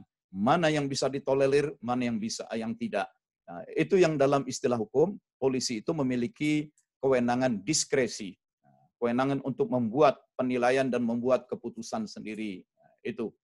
Misalnya dalam suatu ya peraturannya orang harus pakai helm begitu ya. Tapi dalam situasi yang misalnya orang itu seorang ibu-ibu pondeknya tinggi sekali, dia tidak bisa pakai helm. Nah, ini bisa ada asas diskresi memberikan pilihan begitu. Nah, maka ada tindakan polisi yang sangat persuasif, memberikan penjelasan kepada masyarakat yang lebih terdidik, masyarakat yang lebih bisa diajak bicara, jaga jarak, gunakan masker, jangan melakukan tindakan berkerumun, baik itu untuk pesta kawinan maupun sholat atau kegiatan budaya lain. Nah, ada yang mengerti, tapi ada yang tidak mau mengerti atau terikat oleh tradisi ngeyel, maka polisi bertindak tegas begitu. Inilah tentang fatwanya. Tapi yang jelas dalam Islam itu ketentuan-ketentuan hukum itu, karena manusia tinggal di tempat, di lokasi yang berbeda-beda, kondisinya beda-beda, kemampuannya beda-beda, di dalam Quran sendiri, ketentuan hukum selalu bersifat opsional, penuh dengan alternatif. Jika, maka, jika, maka, jika, maka. Jadi terhadap pertanyaan-pertanyaan tadi, bagaimana kalau dokter harus pakai APD, sudah waktu sholat? Buat saja keputusan sendiri. Anda kan dokter, pendidikan sudah tinggi, kemampuan berpikir rasional juga baik, baca-baca buku agama sudah tahu. Nah, tinggal pilih saja. Maka tadi Kiai Salahuddin juga bikin pilihan. Apakah sholat itu mau di jamak takdim atau di jamak takhir? Itu. Apakah sholat itu mau dengan berwudu? Anda lepas dulu karena keluar dari ruang gawat darurat, Anda keluar dari kamar isolasi, Anda sudah boleh buka APD. Anda sudah mandi, maka lakukan saja wudhu, sholat saja sempurna dalam keadaan berdiri, ruku, kemudian sujud. Tetapi kalau memang Anda sedang dalam keadaan tidak bisa melepaskan APD, dari satu ruangan ke ruangan lain, hanya bisa ganti APD, masuk lagi, ganti lagi. Karena pasien begitu banyak, semua berteriak-teriak, kesakitan, harus segera ditolong. Anda bikin keputusan sendiri. Sholat itu bisa digabungkan di jamak. Sholat itu bisa dilakukan dalam keadaan duduk saja. Duduk dan ruku, sujudnya pun Anda duduk di kursi, sujud hanya membungkukkan tubuh serendah mungkin. Ya, ini tidak usah khawatirlah. Ya. Yang jelas, yassiru wala tu'assiru, kata Nabi. Dalam berdakwah itu permudah, permudah, permudah. Jangan dipersulit, jangan dipersulit. Sesungguhnya Allah pun menurunkan agama ini bukan untuk menjadi sesuatu yang memberatkan, menjadi beban. Nah, tadi Kiai Salahuddin juga sudah mengatakan kaidah fikihnya itu bahwa al-masyaqqah. Masyaqqah itu sesuatu yang memayahkan, maka sesuatu yang memayahkan itu akan memberikan jalan keluar yang termudah. Tidak usah ragu membuat keputusan-keputusan mana yang memudahkan. Nah, karena yang terpenting adalah manusia itu, yang terpenting bagi manusia itu dalam hidup ini menjaga keterhubungannya dengan Allah. Nah ini masuk yang dipesankan oleh moderator tadi ya. Kita tahu bahwa diri manusia dalam dimensi tubuhnya, dimensi lahiriahnya, dimensi fisik, ya, tubuh biologis itu dalam Quran disebut bashar. Pusatnya bashar, pusatnya tubuh, pusatnya badan disebut kolbu. Kolbu secara basyariah itu adalah jantung. Di dalam jasad ada segumpal daging. Kalau gumpalan daging itu baik, baiklah jasad seluruhnya. Ya, nah, itu kolbu di situ adalah jantung. Tetapi jangan lupa, manusia itu bukan hanya tubuh biologis, bukan cuma badan seperti binatang. Justru hakikinya manusia adalah ruh. Dan pusatnya ruh juga disebut kolbu juga. Jadi ada kolbu yang kedua. Nah, kolbu yang kedua, kolbu yang pusatnya ruh, ini adalah bahasa Indonesianya hati nurani. Orang Jawa menyebutnya manah. Di dalam kolbu inilah ada iman. Di dalam kolbu ruh ini ada zauq, perasaan cinta kasih. Di dalam kolbu ruhani ini ada al-akal, ya, kecerdasan intelektual. Ketika diri kita yang rohani ditiupkan masuk ke dalam bashar, maka rohnya menyatu dengan seluruh badan, tapi kolbunya menyatu dengan kolbu.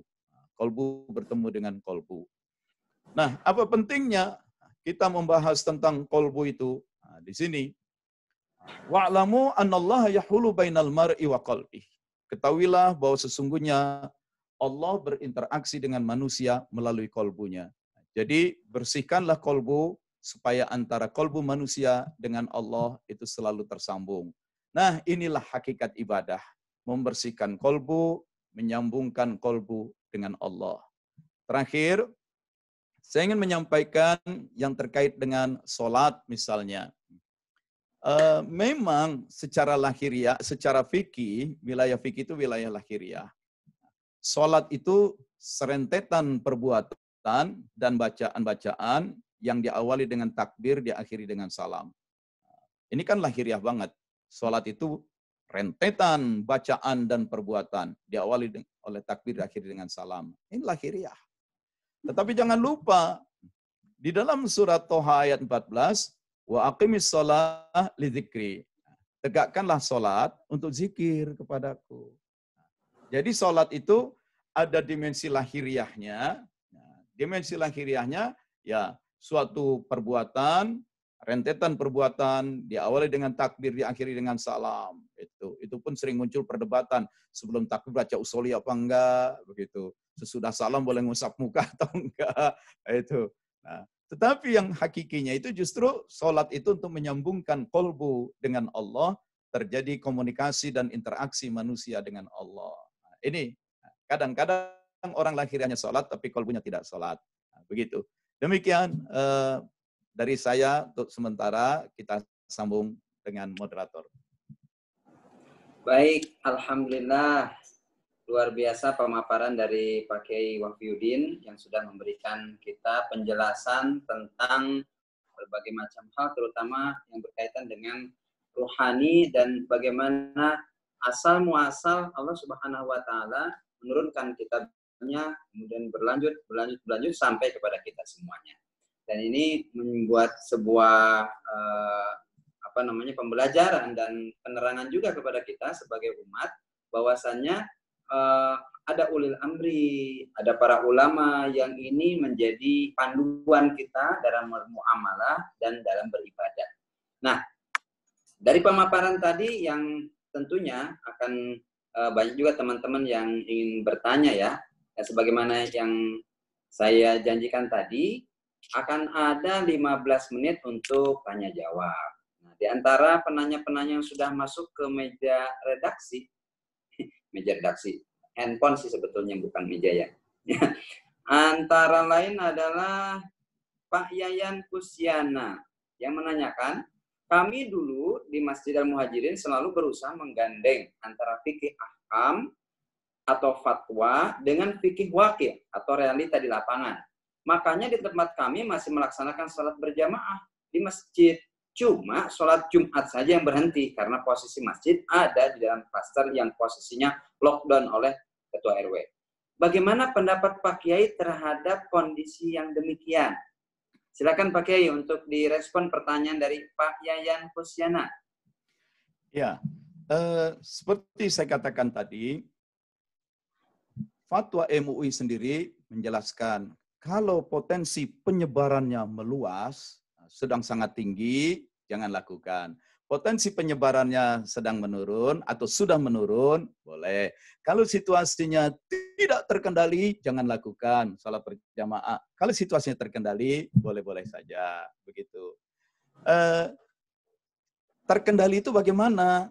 Saya melihatnya misalnya di suatu komplek perumahan yang masyarakatnya relatif sudah sangat terdidik, ya, bisa diberikan pengertian, itu Anda bisa kendalikan. Nah, semua yang mau masuk ke masjid itu harus berwudu dulu di masjid. Meskipun sudah wudu dari rumah. Sebab dengan berwudu itu dia mencuci tangannya, mukanya, wajahnya, bersihlah, aman. Ya. Itu tahap pertama. Lalu masuklah ke masjid. Masjidnya pun karpet sudah digulung, lantai sudah dipel. Pakai karbol, pakai disinfektan. Berarti aman, tempatnya terkendali. Ya, Kemudian ya. sholatlah berjamaah. Rupanya dalam sholat itu ada yang batuk. Dan sebenarnya dia sudah membawa virus di dalam dadanya. Karena dia batuk, droplet, cipratan ludahnya itu bertebaran di lantai. Nah, berarti ini ada jamaah yang tidak terkendali. Tapi kalau Anda bisa kendalikan, semua yang sholat harus pakai masker, ya boleh begitu. Selesai juga jarak antar orang di shop dibikin renggang-renggang. Anda bisa kendalikan, ya boleh saja itu. Dan setelah selesai sholat nggak ada salaman, wirid-wirid langsung pulang, boleh saja.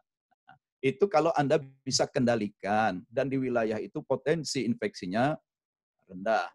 Tapi ada sekelompok orang, sekelompok masyarakat yang Anda tidak bisa kendalikan perilakunya, sikapnya. Nah, inilah yang menjadi dasar bagi pihak kelurahan, bagi pihak polisi, dan Pemda, aparat Pemda lainnya, Satpol PP ya. Karena terlalu beragam, nggak semua orang ngerti, nggak semua orang paham, nggak semua orang bisa mengendalikan dirinya, dan kita pun tidak selalu pandai mengendalikan orang lain. Sementara tingkat infeksi sedang jadi tinggi, sudah langsung katakan bubar, tutup, gitu. Ya, ya. Nah, begitu ya. Jadi sebenarnya dalam pilihan bisa-bisa saja itu. Baik. Baik, terima kasih atas penjelasannya Pak Kiai. Berlanjut ke pertanyaan kedua dari Bapak Ahmad Subairi yang bertanya, Assalamualaikum warahmatullahi wabarakatuh Pak Kiai Wafi. Apakah orang mati yang kena virus corona mati dalam kondisi syahid? Terima kasih. Ya, suatu saat Rasulullah SAW bertanya, tahukah kalian apa yang disebut syahid itu? Sahabat Nabi menjawab, orang yang mati terbunuh dalam perang di jalan Allah. Nabi katakan, kalau begitu sedikit sekali umatku yang bisa syahid. Lah emang yang bagaimana lagi ya Rasulullah? Nabi jawab, mereka yang mati terbunuh dalam perang itu betul syahid. Tapi orang yang matinya tidak terbunuh, matinya normal-normal saja, namun hidupnya penuh ketaatan, itu pun syahid juga. Menjadi taat itu berat. Kita berhenti dengan mobil kita di lampu merah. Lampu masih merah, tapi lalu lintas dari arah sana sudah kosong. Yang di belakang nggak sabaran, mendorong kita untuk melanggar. Nah, pintu taat aja berat kan? Maka orang-orang yang hidupnya penuh ketaatan, kalau mati itu syahid. Gitu. Yang syahid itu bukan hanya pasien COVID saja, dokter-dokternya pun kalau sampai mati, ya syahid juga.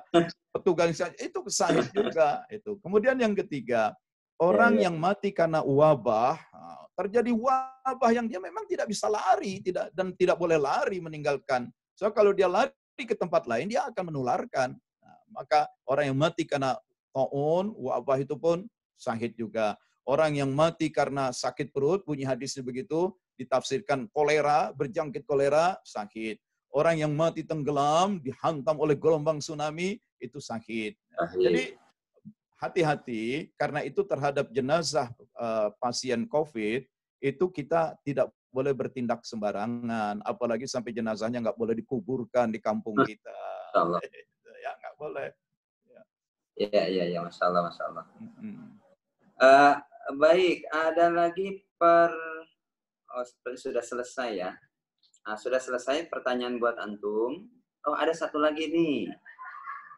Dari Ustadz Faisal ini mana pertanyaannya? Ini di chat ya. Bagaimana sikap umat terhadap fatwa individu yang juga dianggap ulama?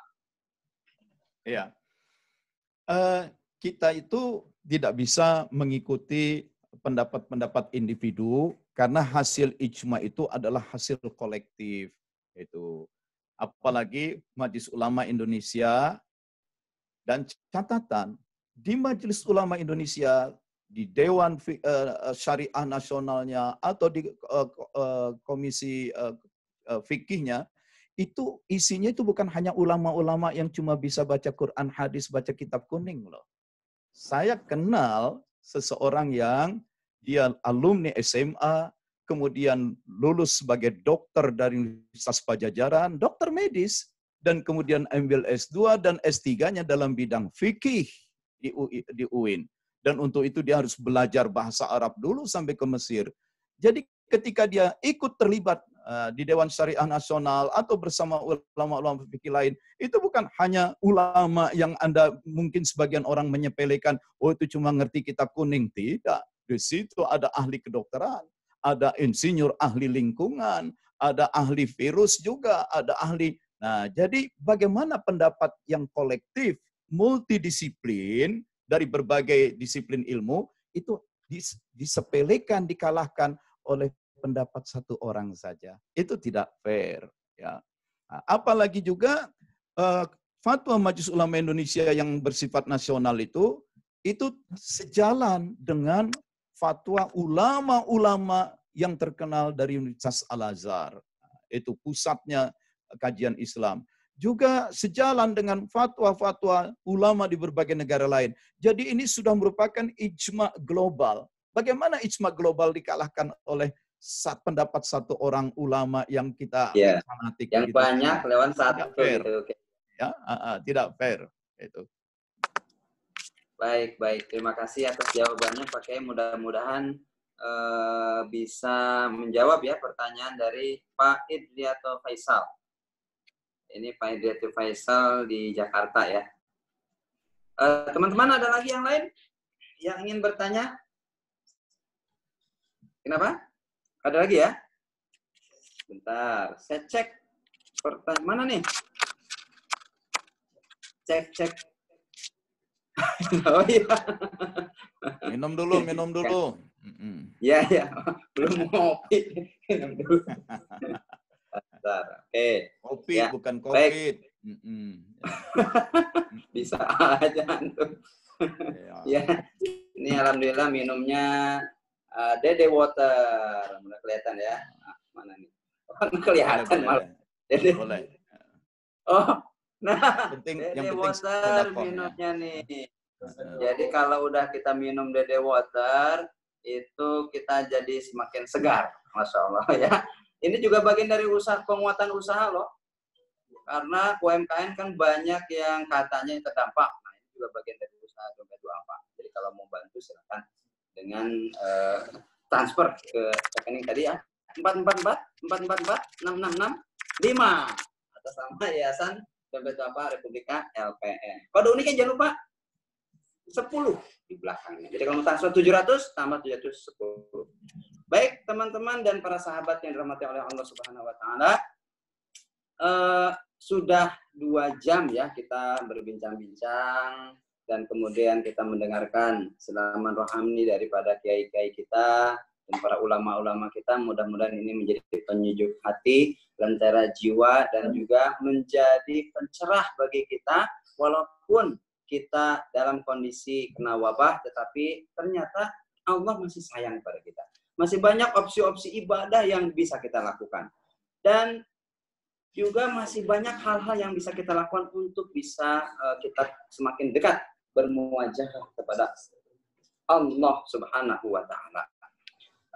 Sebelum kita tutup, barangkali Pak Kiai ingin membuat sebuah closing statement untuk para jamaah Zoomiyah sekalian dari masing-masing, baik dari Pak Kiai Wafi maupun Pak Kiai Salahuddin. Silakan Pak Kiai Wafi dulu. Closing statement-nya Pak Kiai. Dalam menghadapi wabah atau COVID ini, saya ingatkan 4 prinsip ya. 1, ya, isolasi. Isolasi itu khalwat. Ya. Jadi kita mengasingkan diri, jangan berada dalam kerumunan. apa-apa yang rutin kita lakukan terpaksa kita hentikan. Itu namanya uzlah. Nah, jadi isolasi itu khalwat dan uzlah. Itu. Kalau sakitnya ringan, isolasi sendiri sajalah di rumah, di kamar sendiri-sendiri. Perkuat saja tubuhnya, nanti sembuh sendiri. Kalau isolasinya sudah mulai berat, ya terpaksa masuk rumah sakit. Ya, nauzubillah. Yang kedua, distansi. Jaga distance. Jaga jarak. Ya, jaga jarak, jangan ada sentuhan, jangan bicara berdekatan, berkerumun, ya, karena masuknya virus itu dari mulut, hidung, dan mata. Kenapa? Di mulut kita bagian dalam itu, di bawah kulitnya ada mukosa. Di bawah kulit bagian dalam hidung ada mukosa. Begitu juga di mata. Sifatnya mukosa itu menyerap dia, absorpsi. Maka kalau kita punya jeruk nipis, kita iris, kita tetesin di atas tangan, nggak terasa apa-apa. Tapi coba tetesan jeruk masukkan ke mulut, hidung, atau ke mata. Wah, itu diserap itu. Langsung terasa asam pedih. Ya. Nah, jadi kalau virus masuk mulut, hidung, mata, nah itu akan diserap. Nah, itu. Sebenarnya kalau sekadar bersalaman atau terkena tangan, orang batuk di sebelah kita masih nggak apa-apa. Asal cepat dicuci. Yang repot sudah di telapak tangan, kita usap muka lagi. Nah, gitu. Maka pentingnya pakai masker itu sebenarnya untuk mengubah habit, mengubah kebiasaan kita sendiri. Kalau suatu saat kita mengusap muka, tersenggol masker, musimnya nih, jangan ngusap-ngusap muka. Itu distansi, jaga jarak. Yang ketiga adalah sanitasi. Sanitasi itu kebersihan, ya. Kebersihan tangan, kebersihan sekitar muka, juga lingkungan kita. Sebab kalau lingkungan nggak dibersihkan, nanti kepegang sama tangan kita, kena juga ke muka kita. Gagang-gagang pintu tuh hati-hati, ya. Itu. Yang keempat adalah revitalisasi. Revitalisasi itu artinya menguatkan, membuat dia unggul lagi. Apa yang dikuatkan? Badan kita. Kalau istirahatnya cukup, makanan bergizinya juga cukup, ya, tidurnya juga cukup, dan satu lagi puasa. Nah, orang yang berpuasa itu akan memperkuat tubuhnya, sistem imun yang menguat, dia akan mengeluarkan antibodi. Karena virus ini dia bukan makhluk hidup, dia adalah mikroorganisme, kumpulan molekul-molekul. Yang kalau dia masuk ke tubuh manusia pada bagian-bagian tertentu membahayakan, tapi jangan heran, jangan khawatir. Sebelum ada virus corona ini, setiap hari juga udah banyak virus yang masuk ke badan kita. Kenapa nggak sakit? Karena pada tubuh kita ada sistem imun yang selalu mengeluarkan antibodi. Jadi virus tidak bisa dibunuh, apalagi vaksin corona ini belum ada. Dia akan sembuh sendiri kalau tubuh kita ini sehat. Itulah. Jadi isolasi, pisahkan diri, distansi, jaga jarak, sanitasi, kebersihan, revitalisasi, jaga kesehatan. Dan jangan lupa, 4 ini, zohiran, wabatinan, lahir batin. Lahir batin 4-4-nya.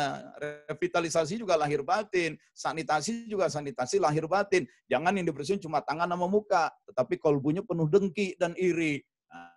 Sanitasi. Kalau ente stres, kalau ente penuh iri, dendam, dengki, hati-hati. Sistem imun ente pun melemah. Kalau ente kena virus, jebol ente. Tapi kalau orang itu ikhlas, tulus, tawakal, lurus-lurus saja hidupnya, itu antibodinya juga kuat. Virus pun nggak berani dekat sama yang begini. Ya. Zahir batin.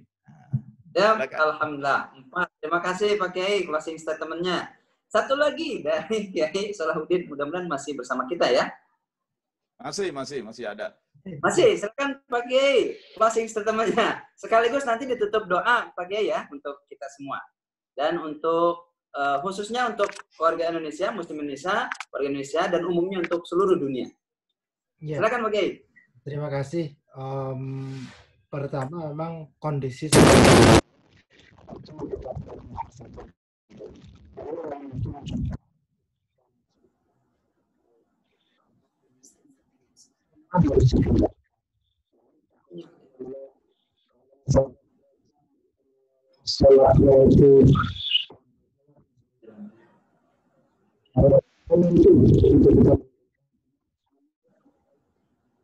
Iya. Sepertinya sinyalnya kurang begitu bagus, Pak Kiai. Sinyalnya bang begini.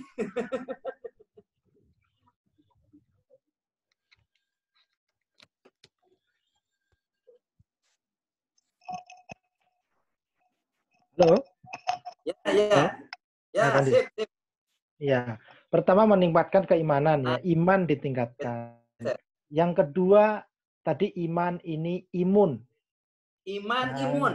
Imun. Ya, tadi disebutkan oleh Kiai Wahfi bahwa imunitas itu menjadi hal penting untuk kita menjaga diri supaya tidak terinfek virus corona ini. Yang ketiga adalah aman, Mbak.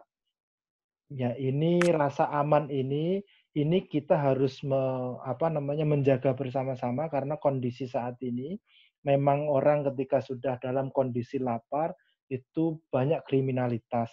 Makanya penting untuk saat ini kita ini menerapkan syariat hukukul jar. Bagaimana kita itu saling menanggung antar tetangga kita.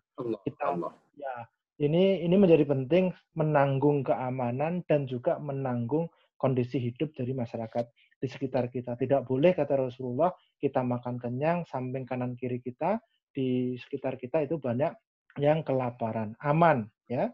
Yang ketiga, jangan lupa berdoa. Aminnya ditingkatkan. Kita tetap berdoa, kita tetap memohon kepada Allah bahwa Allah akan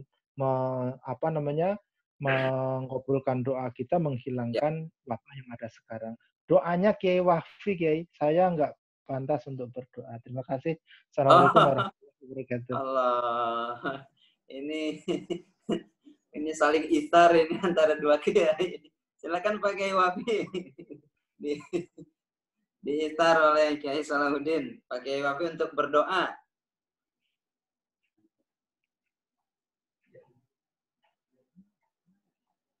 Itu di unmute, Yai masih Pak. Ya.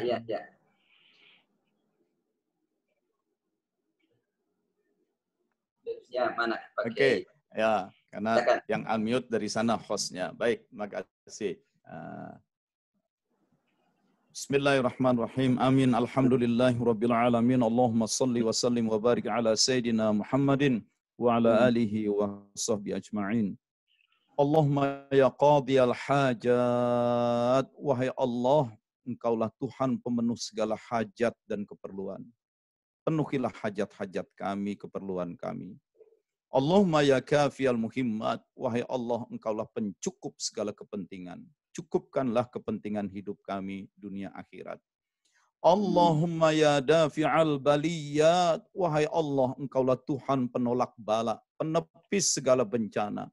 Jauhkanlah kami dari berbagai bala dan bencana, baik bencana alam maupun bencana moral, baik bencana sosial politik maupun bencana rumah tangga. Jauhkan kami dari bencana penyakit, jauhkan kami dari bencana keuangan, jauhkan kami dari bencana keimanan.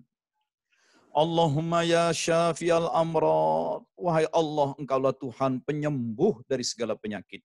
Sembuhkan dan jauhkan kami dari semua penyakit lahiriah, juga dari semua penyakit ruhaniah. Ya Allah, jauhkan kami dari penyakit malas dan pelit. Jauhkan kami dari penyakit takabur dan lalai, ya Allah. Jauhkan kami dari penyakit fasik dan munafik.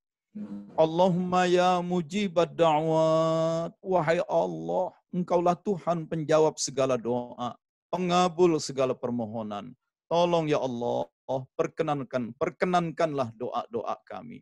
Kabulkanlah harapan-harapan kami. Sampaikanlah kami kepada maksud-maksud dan tujuan-tujuan. Sampaikanlah anak dan keturunan kami pada cita-cita dan harapan-harapan. Allahumma ya arhamar rahimin, irhamna. Wahai Engkau yang maha pengasih, maha penyayang, yang mampu mengasihi, menyayangi, melebihi apapun dan siapapun yang bisa menyayangi. Irhamna, sayangi kami ya Allah. Yang dengan rahmat-Mu, Engkau ampuni semua dosa dan kesalahan kami. Yang dengan rahmat dan kasih sayang-Mu, Engkau tutup semua cacat, aib, celak, dan kekurangan kami. Ya Allah, sebagaimana Engkau selalu mengampuni, memaafkan kami, jadikan pula kami hamba yang mudah memaafkan orang lain. Singkirkanlah iri dan dengki, marah dan benci dari hati nurani kami. Alaika tawakkalna ya Allah. Kepadamulah kami berserah diri. Terimalah penyerahan diri ini ya Allah. Terimalah kami dengan segala kekurangan kami ya Allah. Dan bila pun saatnya tiba Engkau memanggil kami, berikanlah kepada kami kematian yang mudah dan indah. Jauhkan kami dari kematian yang menyulitkan dan menghinakan. Wa'tasimu bihablillah wa sallallahu ala sayyidina Muhammadin wa ala alihi wa sahbihi ajma'in walhamdulillahi rabbil alamin. Alhamdulillah. A'udzubillahi minasyaitonir rajim. Bismillahirrahmanirrahim. Alhamdulillahirabbil alamin. Arrahmanirrahim. Maliki yaumiddin. Iyyaka na'budu wa iyyaka nasta'in. Shiratal mustaqim. Shiratal ladzina an'amta 'alaihim ghairil maghdubi 'alaihim waladdallin. Amin. Syukran katsiran jazakumullah khairan ahsanal jazaa kepada para kiai yang sudah memberikan tausiahnya kepada kami di siang hari ini. Dan teman-teman sekalian, hadirin dan hadirat, inilah di penghujung acara kita. Kami sebagai pembawa acara mohon maaf atas segala kekurangan dan kehilapan. Saya di sini Ahmad Pranggono sebagai host dan moderator dari Wisma Mu'alaf Dompet Wafa, ditemani oleh kerabat kerja siang hari ini. Mohon maaf atas segala kekurangan dan kehilapan, dan pesannya stay at home, dan kalau mau infak, sedekah, zakat, wakaf, jangan lupa, jangan kemana-mana, cukup di dompet Du'afa saja. 444-444-666-5, Yayasan Dompet Du'afa, diakhiri dengan kode unik 10. Akhir kalam, kami dari kerabat kerja mengucapkan mohon maaf lahir dan batin, minal aidin wal faizin. Mudah-mudahan Allah merahmati kita semuanya, dan stay tune sampai kembali lagi di Cordova Talks edisi yang selanjutnya. Assalamualaikum warahmatullahi wabarakatuh. Waalaikumsalam warahmatullahi wabarakatuh.